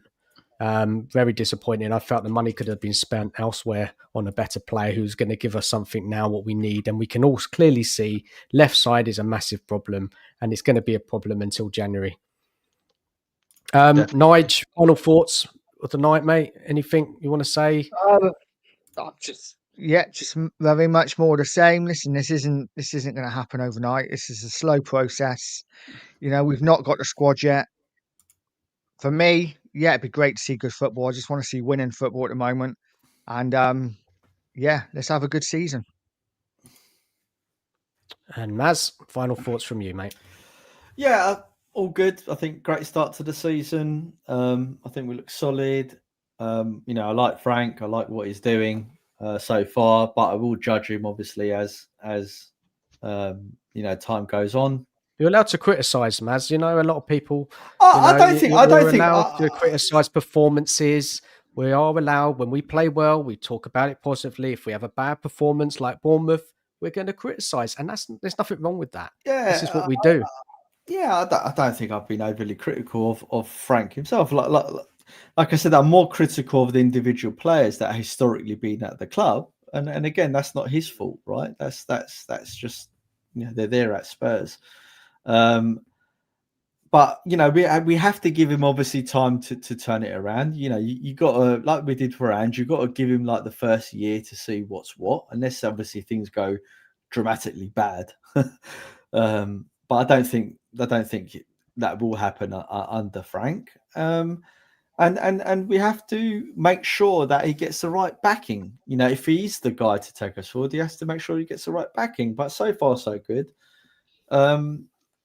But I do worry about what we're going to do going forward. I just think there's such a big problem for us. I really do. I think that's such a big problem. And I think we're really going to realise that as the pressure and the quality of the teams ramps up. But yeah, that's the fun of it, right? Let's see what happens. It's intriguing to see how this all plays out.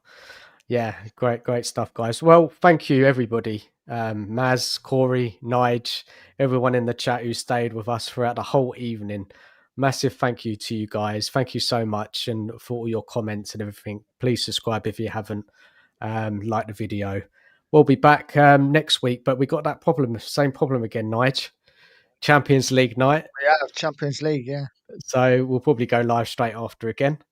Maybe just me and you, or maybe we'll get a couple of guests on. We'll see. But yeah, just good night to everyone. Thank you so much. Take care of yourselves. And yeah, let's hope it's a straightforward evening tomorrow. Cheers all. Good night, everyone. Take care. Good night. See ya.